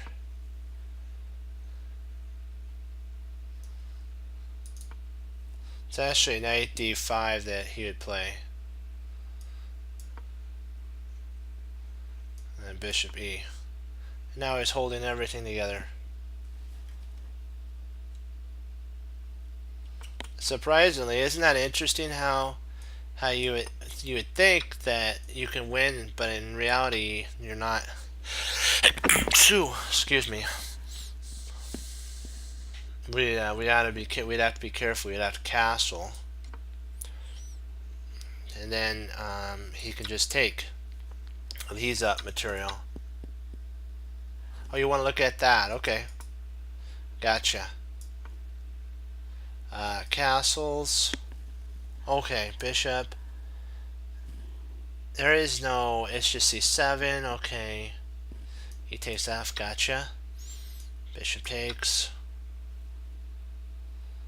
Oh, for the viewers? Okay, gotcha. What we were talking about is here is if you were to play this here, my friends, and we played back and then we took, it would actually better benefit black here. Surprisingly, after castles, he could actually take. His structure is wrecked, but it still isn't anything. Not as good as this move here. And there's if he tries something like that, that still doesn't mean anything. And we're up a whole rook.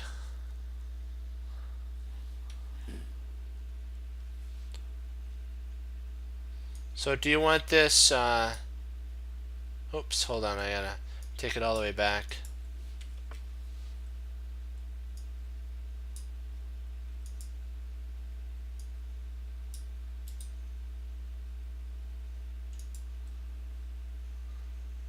Hold on, let me get it for you. Hold on, come on.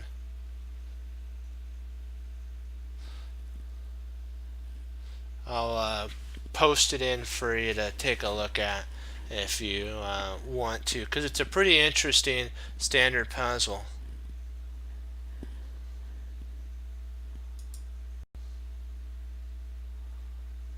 Let's see.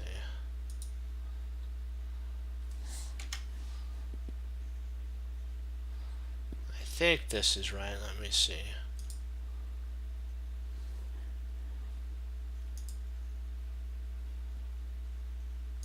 We're looking at it from white side, so let me turn the board just really fast.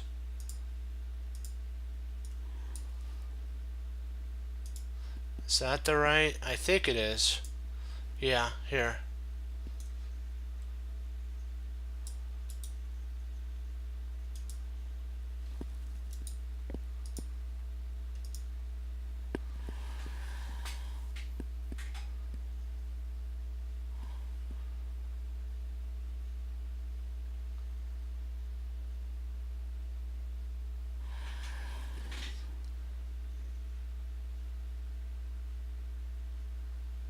Alright. Let's see if it comes up right. Hold on, let me see. Yep, there we go. Okay. Any more that you would like to look at, or are you good?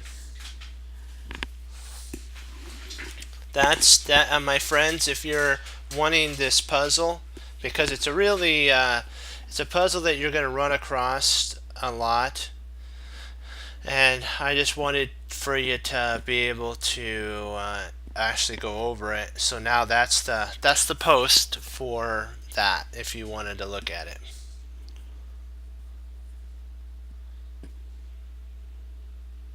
Do you have any anything else you want to talk about, Fox?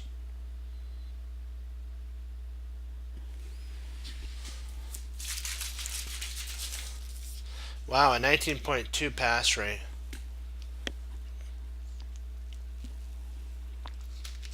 That's not a very good percentage pass rate. Okay. Well, I wanted to thank you for all logging on and helping. We're getting back up the ladder again.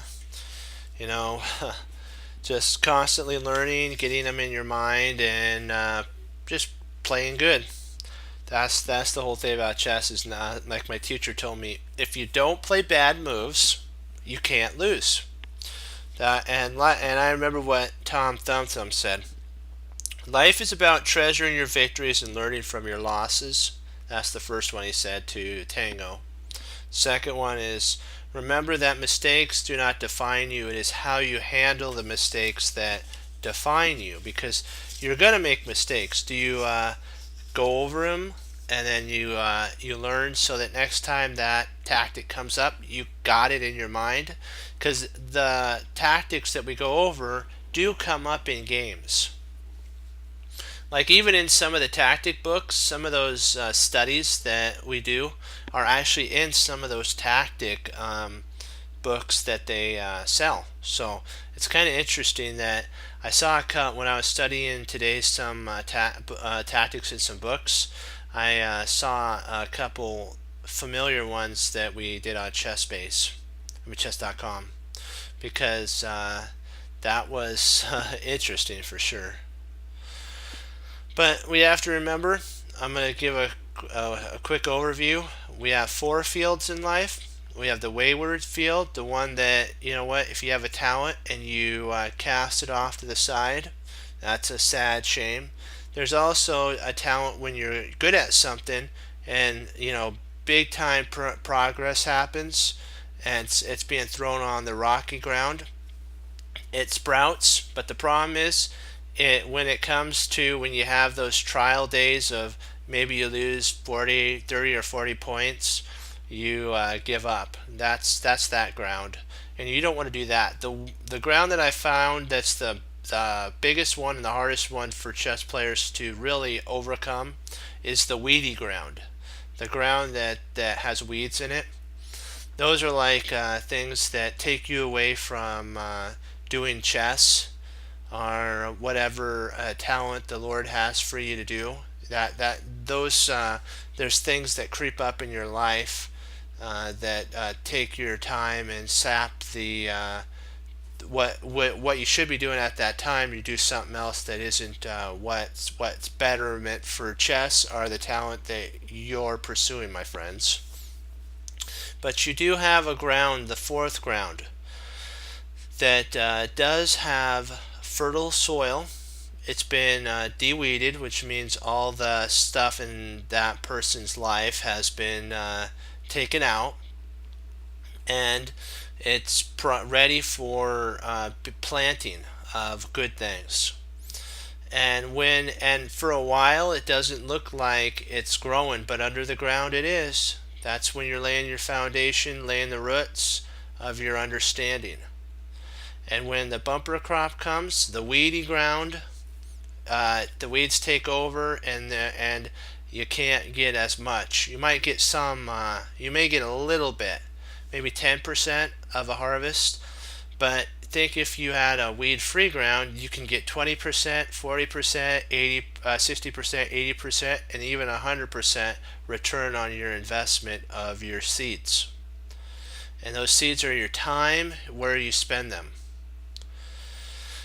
Well, we have to remember that we only get to spend a second once. And my friends, where will you spend that second? And with whom? And will it honor the Lord? Will that second honor the Lord? And the talent that He has for you to do.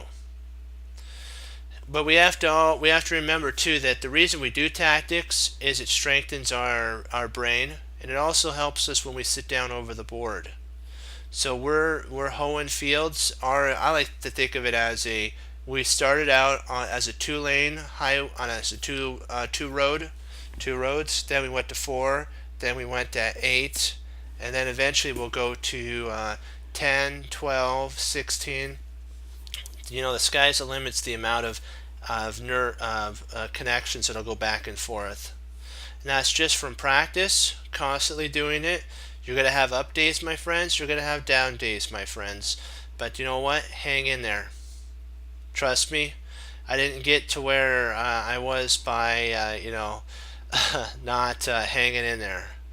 You know what? Rating comes, rating goes, but titles are forever. So keep that in mind when you're pursuing chess. And it doesn't. And you know what? Eventually, when you acquire the title, it's not about the title. It's about teaching and leaving a legacy behind. And so that's why I'm teaching what my teacher taught me and what I'm learning. I'm sharing what I learned in the past. I'm sharing with you. And I'm human. I make mistakes, even some of the most simple ones. Grandmasters make those mistakes sometimes. So you have to always keep that in. That they miss one move tactics.